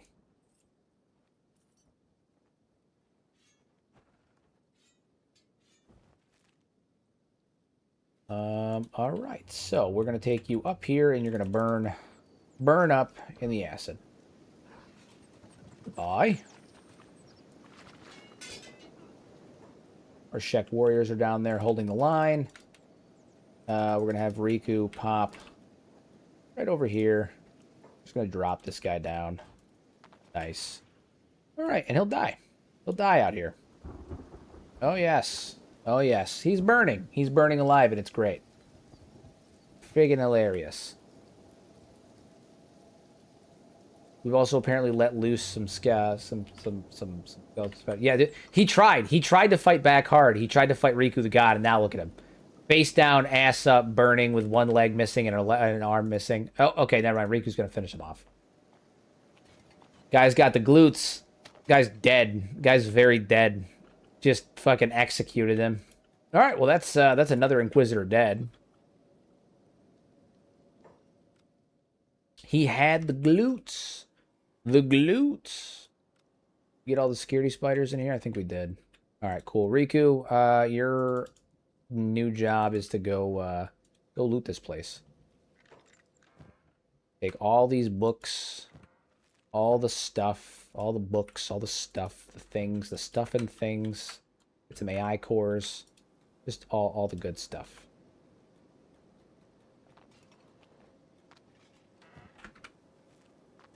Nope. Nope. Nope. Up top, probably. Yeah. That was actually kind of painful to watch. Riku turned into putty. It was actually kind of painful to watch. The guy just kept fighting. He didn't know when enough was enough. We kept yelling, stop fighting, put your weapon down, and he wouldn't do it. I mean, we were to kill him anyway, but we probably would have made it a hell of a lot faster. There's a non-item assassination mod using Kenshi. It deals like 5k to each limb. It has its own unique animation for it too. I have seen that there is basically an execution mod as well. If that's the one you're talking about, I don't know. That lets you just like finish people off and execute them. Honorary Shek. I mean, Riku is a Shek. Riku the god is a Shek. He's just he was a Leviathan Slayer before he joined joined this whole ordeal. We met him during the Battle of the Fishman Isles. The massacre at the Fishman Isles. Let's restate that actually. There we go. More of those. A lot of good stuff to sell in here too. Hell yeah. Make some money on these. Make some money. Money, money. Money.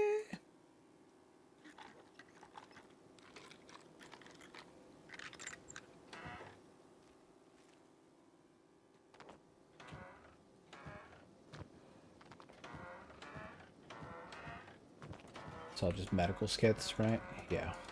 Which we don't need any more of. We're fine. We're set on that. Nice. Nice. What a trip. What a trip. Okay. Hey, thanks for the gifties. Much appreciated, my friend. Much appreciated. We do love some good gifties. You are appreciated. Many W's. W's all around. W's all around. You know what? Actually, is it what is it time? Hold on.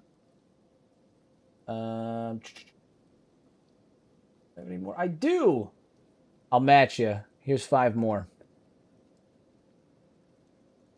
Boom. 5 more.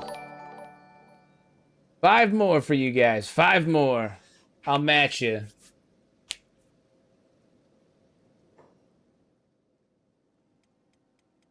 Terms of damage. I'm talking about.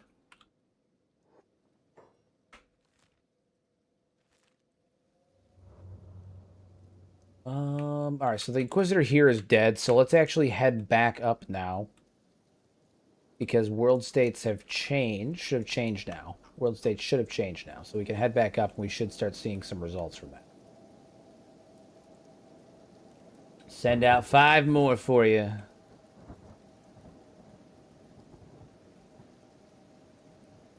I appreciate you all. Anybody that got a gifted membership too, you guys do have access, if only temporary access, but you guys will have access to the community Discord, the community members Discord, for the duration of your membership. So, you know, something to consider, something to hang on to. You know, you guys will have access to the community members Discord. So long as your YouTube is linked to your Discord, they have to be linked. Okay. Hero, do you want to call out a name, race, and occupation for the next dude I recruit to my faction in your honor? Absolutely. He's a blacksmith. Make him name, race, and occupation. All right, so I want to do the blacksmith, right? Weapons and armor. Make him good at both. Weapons and armor. Absolutely massive. Massive hive soldier drone that's a blacksmith. Make him huge, like Igor level huge. But make his head super his head the width between his eyes, the spacing of his eyes, make that short, right? Short, slightly up tilted like a smiley face. Make him absolutely huge. Make him a blacksmith and an armor smith. Name. What's a good name for him? I'm not really partial on the name.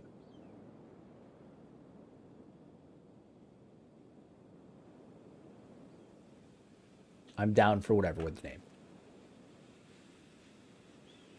Did I miss Hero explaining Vayne? So I have not explained Vayne. You didn't miss it because I haven't done it. However, I can partially explain Vayne. It's a thing. Are we being attacked? Oh no, these are with us. They're with us. They're with us. Chitin. I always use that. Chitin's a good one. That's a good one. He is a hive soldier blacksmith named Chitin. Love it. Love it. Absolutely massive, too. Again, small Small head in terms of width. Slightly tilted up like a smiley face. Short horns. Absolutely fucking chongy boy. Big chungus. Big chungus. Max out that frame. Max out that height. Make him a big guy like Igor with a better shaped head. It'll be good. It'll be good.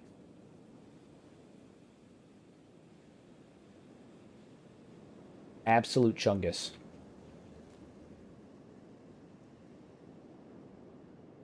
All right, Okran's shield is now controlled by the United Cities. Narco's trap is gone, so there's that. We're going to head up to Okran's fist and see what's up here now. Hey, thank you for the Memby. Thank you, thank you. Gifting those memberships. You're an absolute lad. Much appreciated.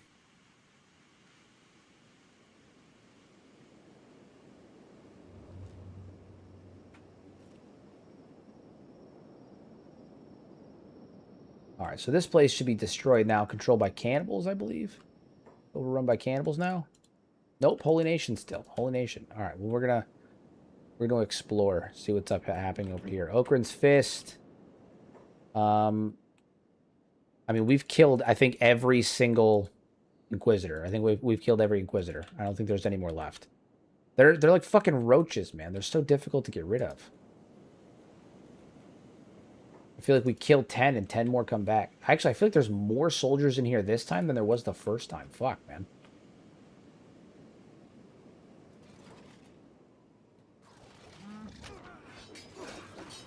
Take them all down. What's the wall up to? What's his, is he elder yet? No, he's just an adult, but he's a beast. He's an absolute fucking beast. Absolute fucking beast. Riku's over here doing Riku things.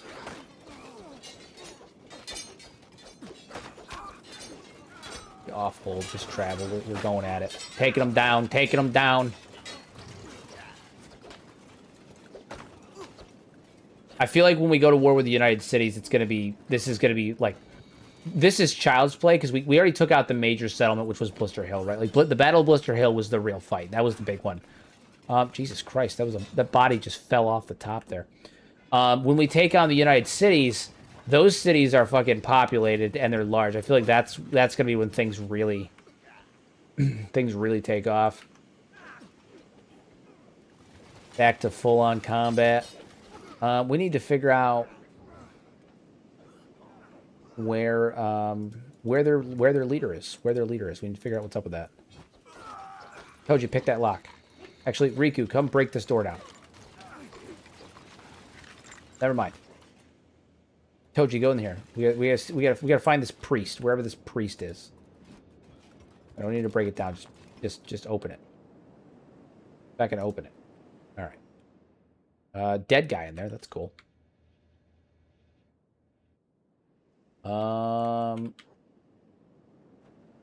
Barracks maybe. Only 2 buildings, so like there's only 2 places he could be.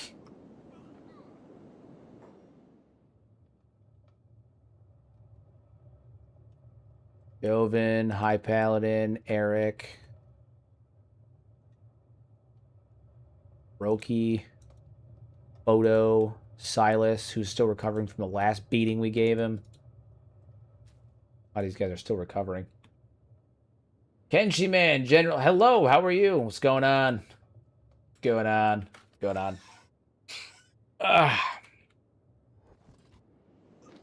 Zachary drops his weapon again, dehorned. I mean, Zachary didn't drop his weapon last time, did he? It was Cyrus that did it.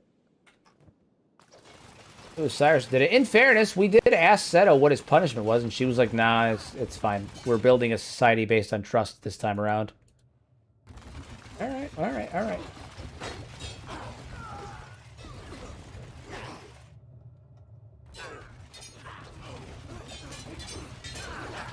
Find these goddamn... These goddamn Holy Nation dogs.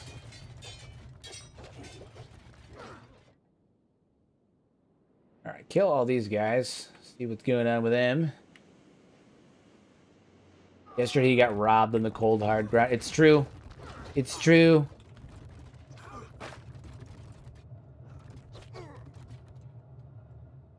Henge can eat if they can simmer down.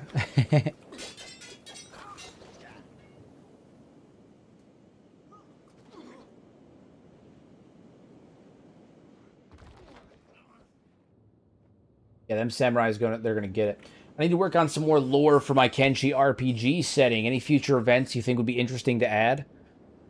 I guess it would depend on the tone you're looking for, because I do think some future events, or like I do have opinions on some future events that are going to happen in Kenshi proper, but it kind of depends on what your general like setting is, you know.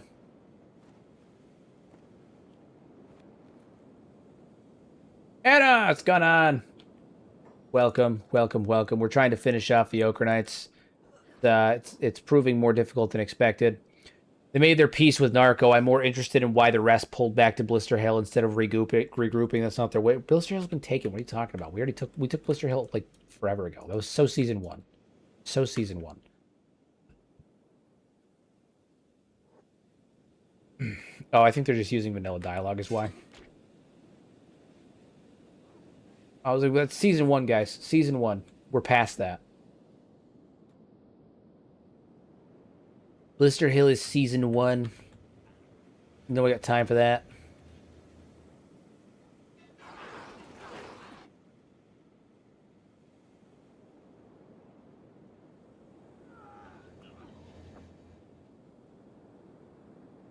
The gameplay setting would be the entire continent war, more or less. The Holy Nation is still strong. There's an anti-merchant Fourth Empire, and the skeletons are doing something terrifying.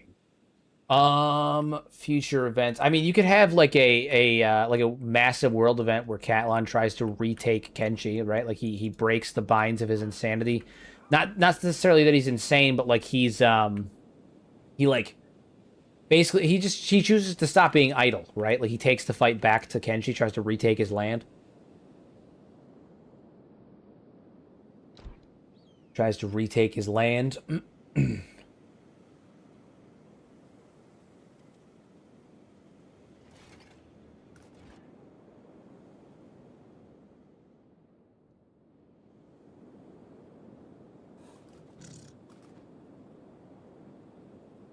Going. Leviathan Plague, giant parasitic leech, or ticks have broken out, taken to a little fresh water with what's left, and has become a societal hazard. That's funny. That's funny. What are the Shek stance on skeletons? They find their resilience and ability to they're usually pretty strong in terms of being warriors. They find that respectable. But they also I don't know, they view them as good warriors and stuff. They view them as having high potential for warriors, but they also view them as like a race of creatures that generally just kind of like are sad sacks and don't live up to their potential and all that stuff. But they tend to have a better opinion on skeletons than they do some of the other races. They don't view them as weak or anything. They view them as strong. They obviously think Sheks are better, but they view them as better than like they do with humans or with hivers. Because they're durable, right? Like durability is a big thing for the Shek. They view durability as like a mark of a warrior. So if you're durable, then you must be a good warrior, you know? You must be a good strong warrior if you're durable.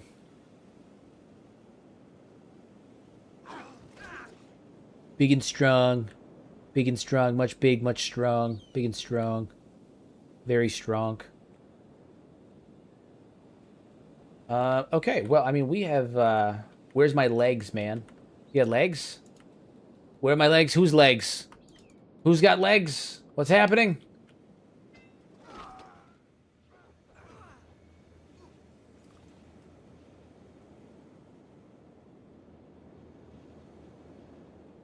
Wow, they're just absolutely battering these guys. Absolutely battering them. So every so often reinforcements show up and they just come in and beat the shit out of them.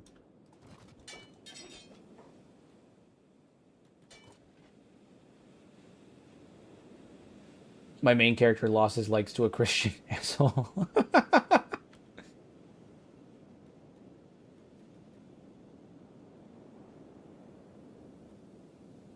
They're battering them like fish sticks. Like fish sticks. Wow, Silas wandered all the way over there. Alright, so Okran's Fist is still under control of them, even though we killed the Inquisitor. I'm trying to think where else we could go that they may have a location. They don't have Blister Hill. They don't have Bad Teeth. We attacked Admag. We attacked Squin. We attacked the hub.